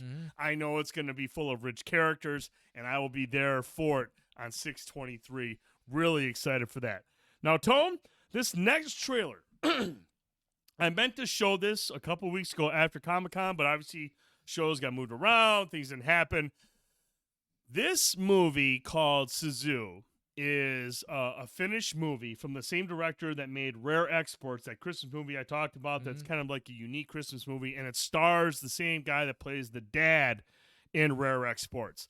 This movie, and I don't know if did you watch this trailer? Yeah, oh yeah. This has that Tarantino Yes, it does. vibe, like Grindhouse vibe. Absolutely. This is called Sisu. It is a Finnish film. It comes out at the end of April. Hold on to your butts. It's the Red Band trailer. Here we go.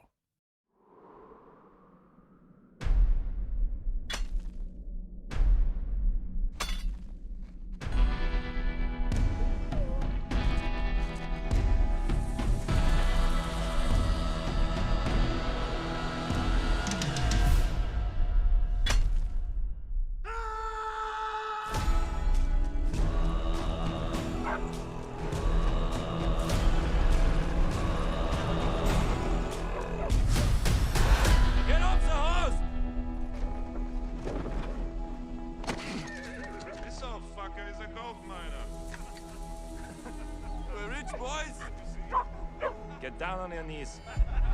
Fuck him up! We got gold!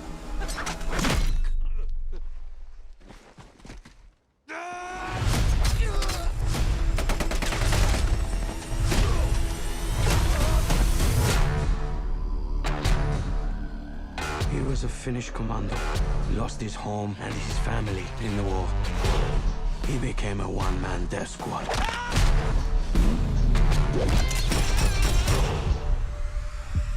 He's one mean motherfucker that you do not want to mess with.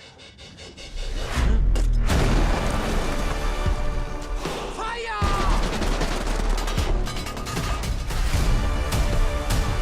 You'll see what happens when you take everything from him. Do you really believe that he's immortal? No, he just refuses to die. How many minds did we bury here? All of them. You and you.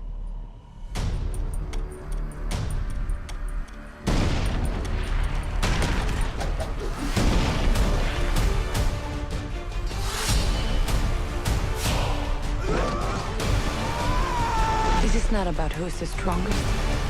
This is about not giving up. We have a word for that in Finland. Sisu!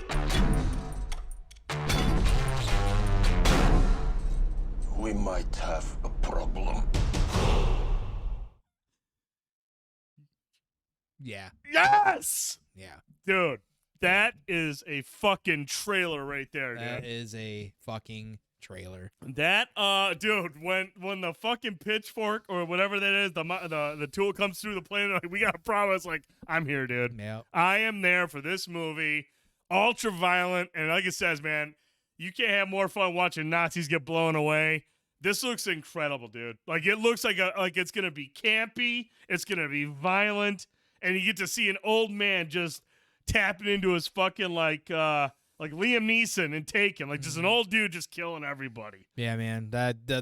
Yeah, I love gore and violence generally, but I love gore and violence even more when it's done right. Whether that's I'm blocking. Just so you know, I'm blocking El Blanco. Oh God.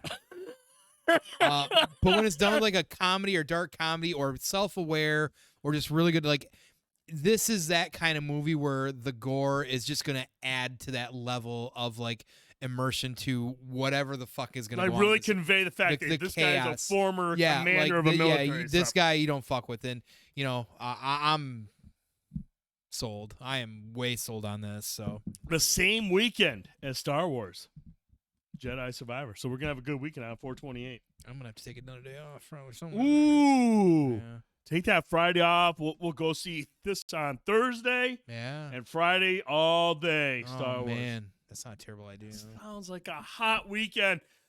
This movie looks amazing. I'm in, dude. Like, it's ultra violent. Looks like a lot of practical effects. Yeah. Body parts flying everywhere.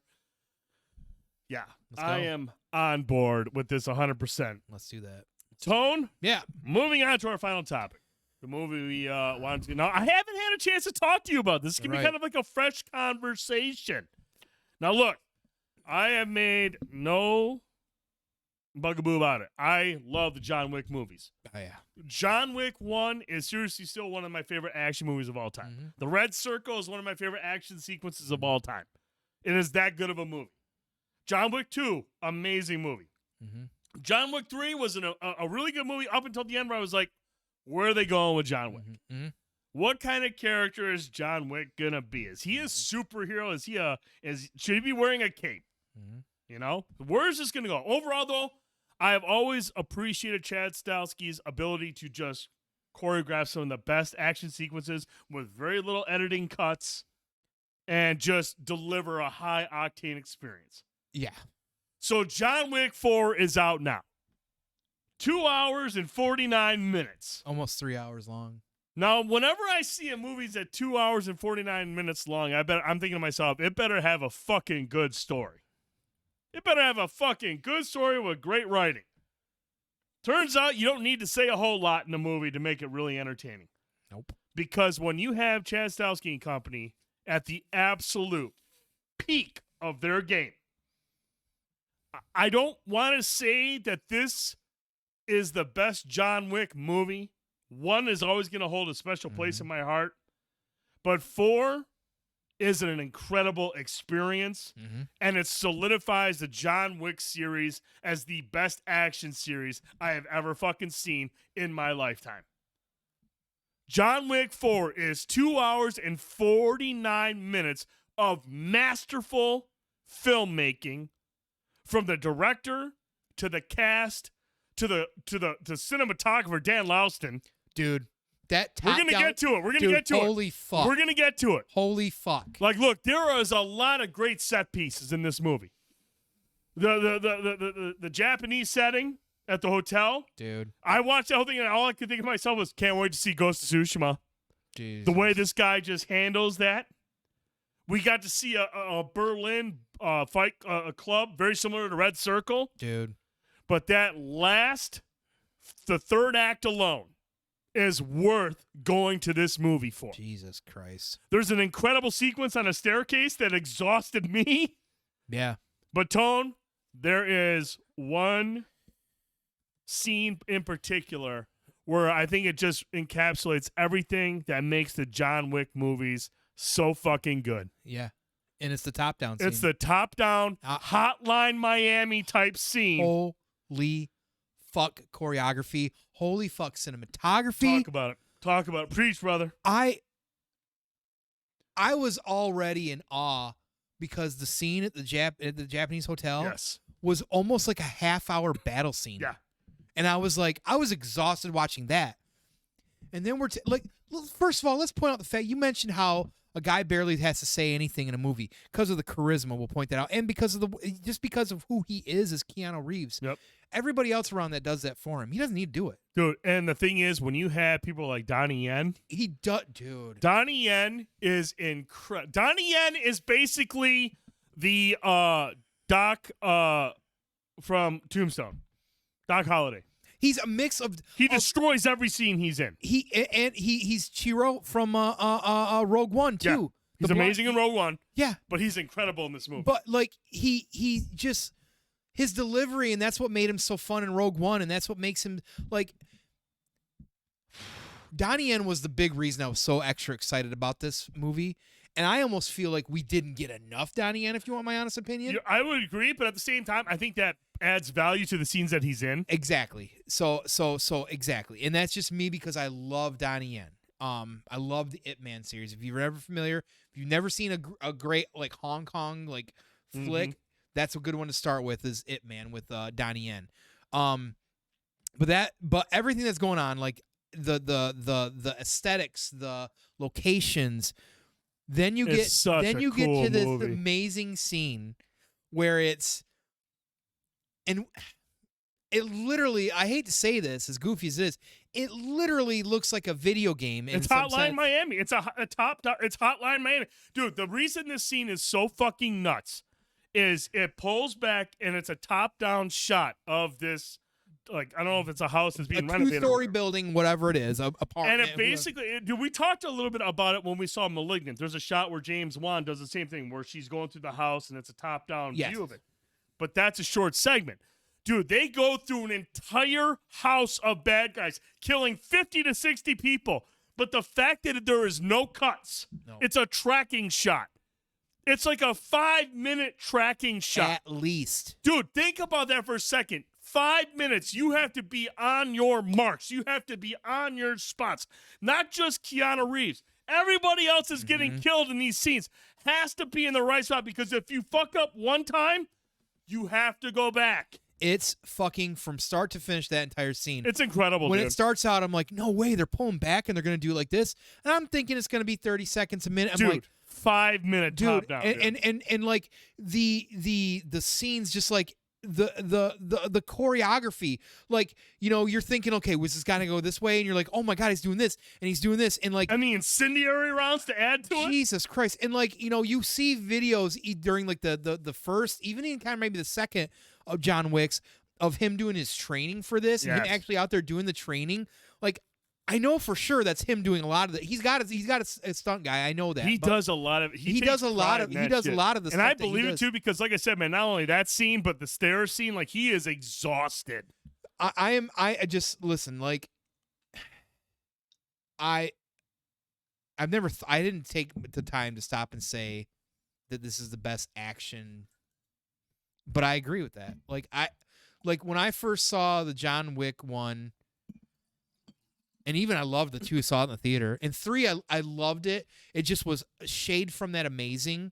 Yeah, it kind of moved. I felt like it kind of moved from the dark, gritty nature of the first 2. Like it kind of moved more into what I was expecting, like comic book. Yeah, it leaned more into the comic book side of it. And that's and it still works. It's still a good movie. It's still part of John Wick. But I just, like, as I continue to watch this movie, I'm like, I can't believe, like, we're getting a movie choreographed like this with these dialogues, with these conversations, with these even shticks, like the poker shtick, like all of that, even the villain, even the, like, this, everything about everything in this movie, I feel like is so well thought and choreographed and played out.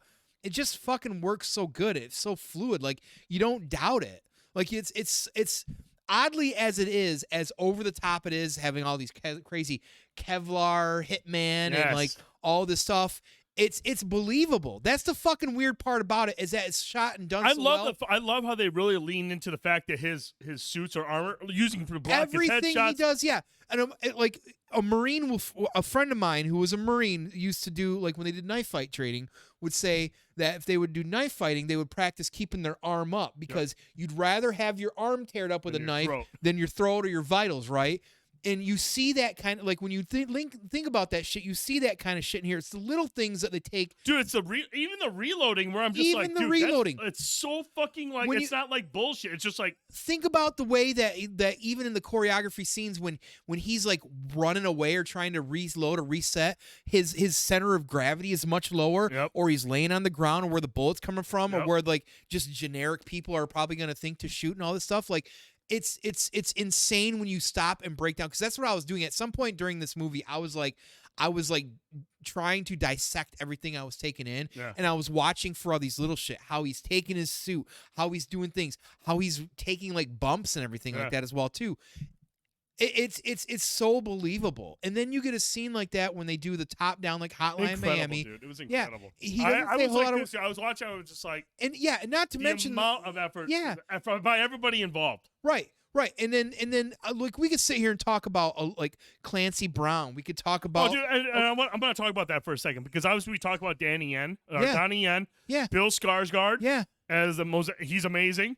But dude, when you have Clancy Brown as the harbinger, just providing intel to Bill Skarsgård, dude, I will listen to Clancy Brown talk all day. He is just one of the coolest fucking dudes. You see what is that like? Like what the fuck? Like somebody who's excommunicated as well too. Yeah. There's a story there. Oh, that's the thing. That's there is. Yeah, because he had his finger cut off. He was excommunicated or whatever it was as well too. Yep. There's a story there that we don't know about, and just seeing that is enough to have your mind go fucking like, I want to know the story there. Yeah. You know what I mean? And like, you got Ian McShane. You got Ian all this McShane, incredible. All this, just even I was kind of bummed. You know, and we won't spoil it, but you know, look, I was bummed to see it at first, but it does. It fits. It fits, and it does give some motivation. Yep. So I was like, okay, it's well done here. But you know, obviously, you know, we got just a killer cast. You got Ian McShane, Lance Reddick, the late Lance Reddick, who's incredible, and you know, knowing that this is one of his final pieces, one of his final movies, even though he's in fucking White Men Can't Jump. Never heard of it. Not sure about that one. But I mean, like, look, man, Lance Reddick has always just been so cool in everything that he does. And the fact that he will be immortalized in one of the greatest, in my opinion, the greatest action series ever. What a way to fucking just, you know, to go out. Yeah, and you know, and the last thing I want to say, well, two things. First of all, I want to just go back to Donnie Yen because I love Donnie Yen so much. And that was the thing I was excited about. He did not let down a single piece of everything that he did, even to how he was listening and tracking and everything that he did. Just it was so brilliantly fucking done. The ending, the question. Would you say past credits? Yes, I did. Okay. You know, there's and I see how that I see how that can work. You know, and everything as well too. But I just, man, what a if this is the last one, it's a good way to close it out. I feel like I feel like the way this movie is very ambiguous. There's a lot, and now we do know that Ballerina comes out next year with Arma de Armas. That's a spin-off of the movies, and we know John Wick will be in that movie. Keanu Reeves will be in that movie. But even if you take this movie, it's very ambiguous the way it ends. It is, and that's fine. You know, Prime put up and we saw the post he put up. This movie made a fuck ton of money. It's opening weekend. Yeah. And I don't know if Lionsgate can just be like, nah, we're done. Well, and you know, honestly, look at this point now. This movie has become so big as a franchise and the choreography. Now you're seeing shit that's from the makers of John Wick, from the producers of John Wick, from the choreo. That shows you right there the staying power and the money potentially behind that. Yeah. And if anything, it made me want to go buy that video game and play that finally too. So what? Hotline Miami? No, the John Wick Hex. The John Wick Hex. You know, fucking dope, dude. But you know, listen, if you even remotely like action, if you even remotely like John Wick, this movie is quite a masterpiece of all the things it does. I would say the only thing. Where are you going? Hit it. You might not. The only thing that I felt was a little like. Everything I was buying into is believable. Was the stairwell at the end actually? Honestly, I didn't have an issue with that. Because the fact that they sold it where like John is completely burned like, out. 2-3 minutes. Yeah, but I mean, like at least he's like exhausted from doing it. But there are some other things. There are some other scenes that take me back to the end of 3. Yeah, where he's falling from incredible heights, and I'm just like. But at the same time, I feel like this movie it encapsulates everything from all the three. It really is. You have a fucking more focused story like the first and second ones. You have great action. Yes, you have some of the I don't know about that, like at the end of 3. But it also has some of the best choreographed fight scenes. Now, did you know? Oh boy, and I didn't know this until I read the article. My man in the fat suit. Yeah. That is like he is a huge like action star, like MMA or something. Like he's done a lot of big movies, and this was like his first big break. Yeah. In this type of movie, he was brilliant. He's always wanted to be in a John Wick movie. He's brilliant in and it. He is incredible. He's part of the Berlin nightclub scene.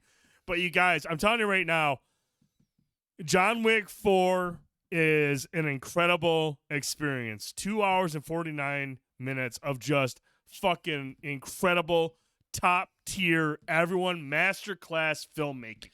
Producers, directors, actors, cinematographers, Tyler Bates' soundtrack.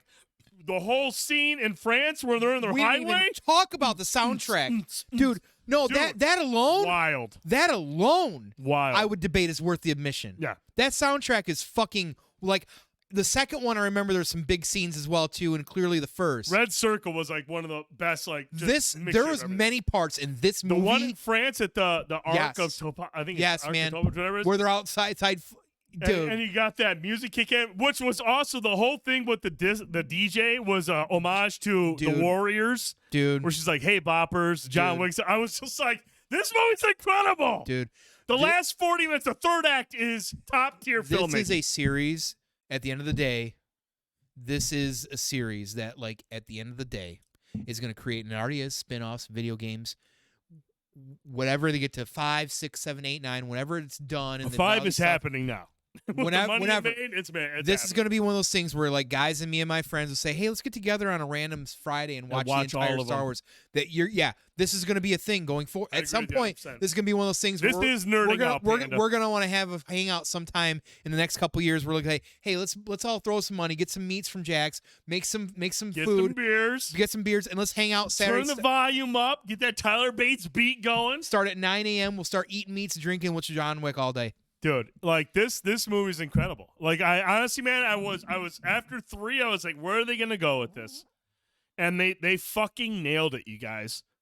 This is the pinnacle. This is the best action series I have ever seen in my entire life.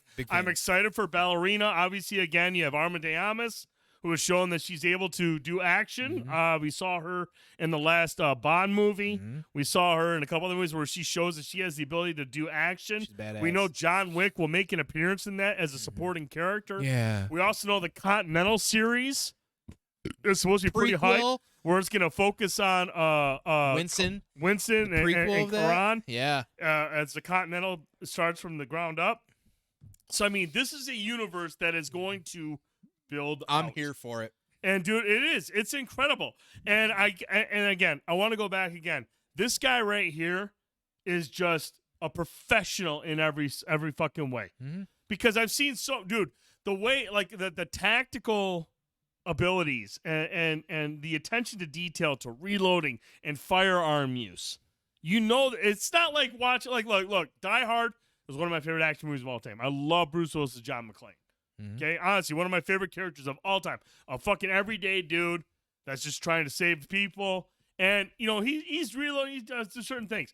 But the way that Keanu Reeves has gone through the training and the attention to detail and the respect for firearms, it's incredible, dude. And the choreographed sequences, the top-down view tone. It's incredible. It's Hotline Miami, and it's 5 minutes of it's not cutting away. It's one of the coolest scenes I've seen in a movie in a while. Following an entire crew, 20 people being killed, and everyone's in the right spot at the right time. And at no point are you like, that looks awkward. You're just like, I was like this. Watching that scene, I was just like this.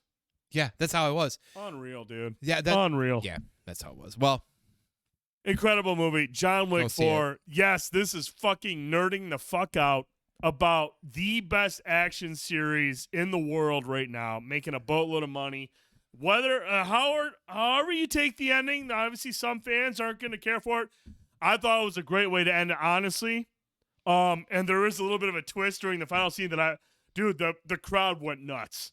When I went and saw it, I don't know how they reacted to the certain scene where I'll talk to you about the after credit. No, I'm talking about the final showdown. Yeah. Where, like, the crowd went fucking nuts. It was fucking dope. There was a nice little twist during the final scene, and when it happens, everyone was like, "Oh shit!"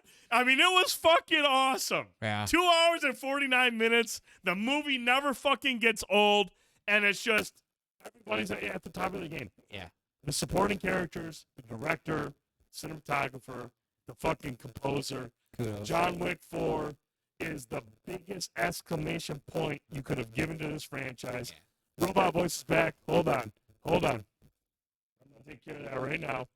Appreciate you, Jay Hill, for pointing that out.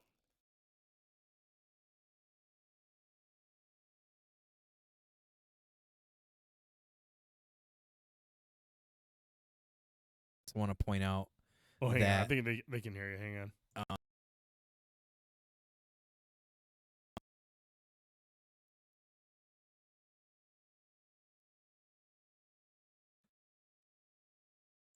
All right, how's that sound, guys? Hopefully that sounds good. I did the same thing. Hopefully it sounds okay. We're going to wrap things up here. We're almost done with the show. Good. Thanks, Jay Hill. Appreciate you, brother. I just want to say that the ambiguous question marks of the ending and everything, as you would expect in something like this, also leaves room for, he kept talking about the table and the table and table. Yep. Everything, no pun intended, is literally still on the table, which means there is still possibility for more. So I love how they left it with a kind of a question mark.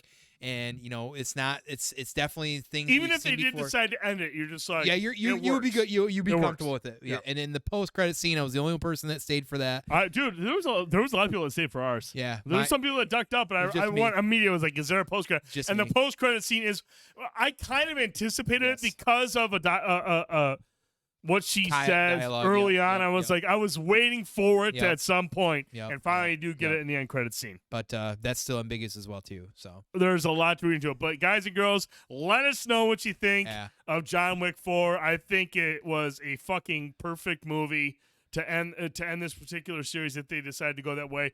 But I'm also super excited for the other shows and the movie Ballerina to come out to kind of build on that universe.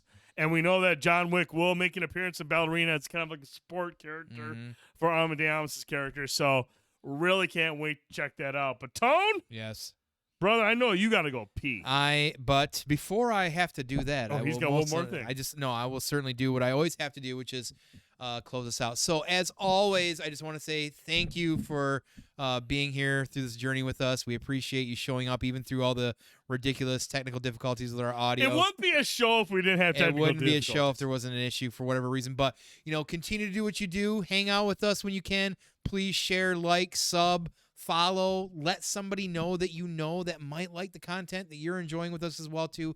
We love to continue to connect with other people as well too, which we have recently thanks to the Middle Mall Comic-Con and everybody else as well too. Third Eye Brewing Company. And Third Eye Brewing shared a lot of stuff. Big shout out to them for sharing stuff over this weekend as well too. So thank you so much for you guys doing what you constantly do, which is enjoy us and share us as well. I know we're all busy these days and it's hard for a couple hours hang out in the middle of the week, but we do appreciate that so much. So that's big for us as well too.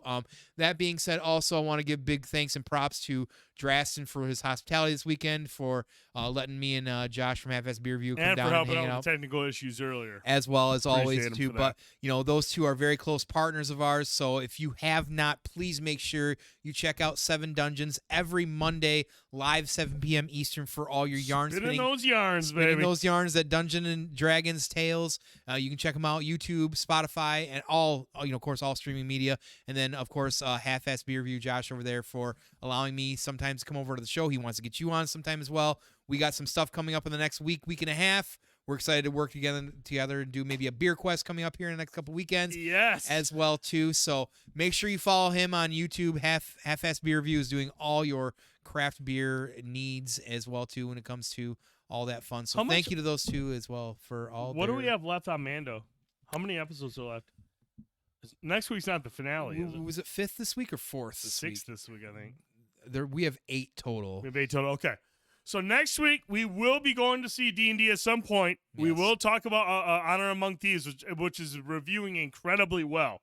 Incredibly well. So we're going to check that out. This week, so we got 3 more. What's that? 3 more? Okay. 5th this week? Okay. So we got 3 more episodes. So we're going to check out. We won't talk about, but maybe we'll do a mid-season. Let's do we'll do a revisit next week while Rohit is here. Be a good reason to do that. A little mid-season review on that. We'll get some thoughts on The Last of Us. We'll talk about Wrestlemania. We'll talk about D&D, Honor Among Thieves.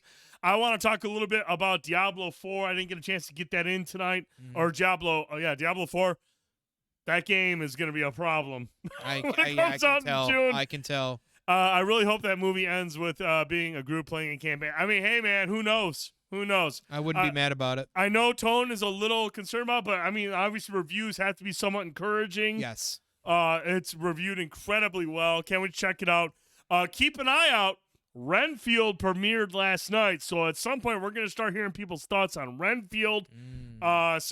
Dude, April's going to be a hot month. Yeah. We got a lot of stuff. Content. We got Mario. We've got Sisu. We've got Mario next Renfield. Next week is Mario. Yeah. We're going to have a lot of shit to talk about in the month of April. Make sure you're here on Wednesday nights, 9 p.m. Eastern. We're going to have a lot of great stuff. EA Sports Golf. Now, here's the thing, you guys. I am going to start streaming EA Sports Golf on Monday nights, something to chill. I know Jay Hill's going to play.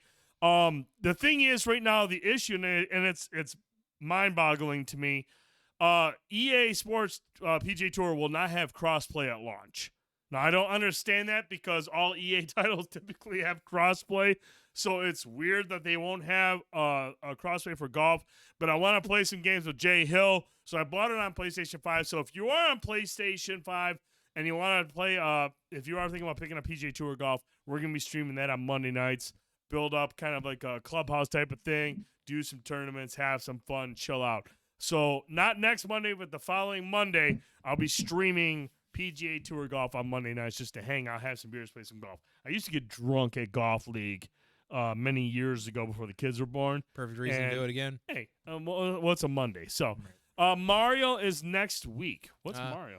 Mario is next week. I'm taking my kid. Mario the movie. Yeah, absolutely. I will be taking the boys to go see that as well. Sorry, Crash. That is next week? Yeah. It'll be the night after we do our show though, so it's okay. Right. Well, like I said, April's gonna be a hot month. Yeah. I don't have any major plans, so we should have consecutive shows throughout the month of April. I think we're good for April. I think we're good for April. Like it's good for April. So we're gonna have a lot of shit to talk about, a lot of shows, a lot of movies, a lot of games. It's gonna be hype, y'all. It's 2023. Things are starting to pick up. We're busy on all fronts. Yeah, absolutely. We're busy on all fronts.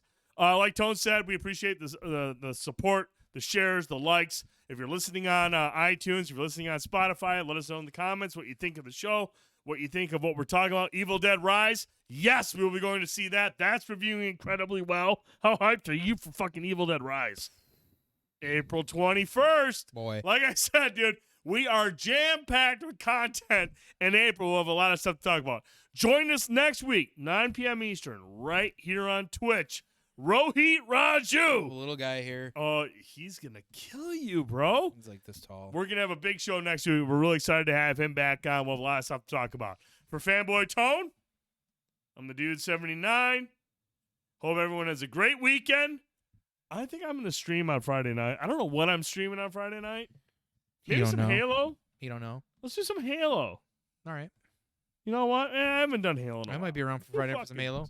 You might be around for a Friday night. You're not going anywhere. Oh, yeah. Maybe we'll do some Halo. But if not, we will see you next Wednesday, 9 p.m. Eastern. Have a great weekend, everybody. Stay safe. Go see John Wick 4. It's fucking amazing. Fucking amazing. Night, everybody. See ya.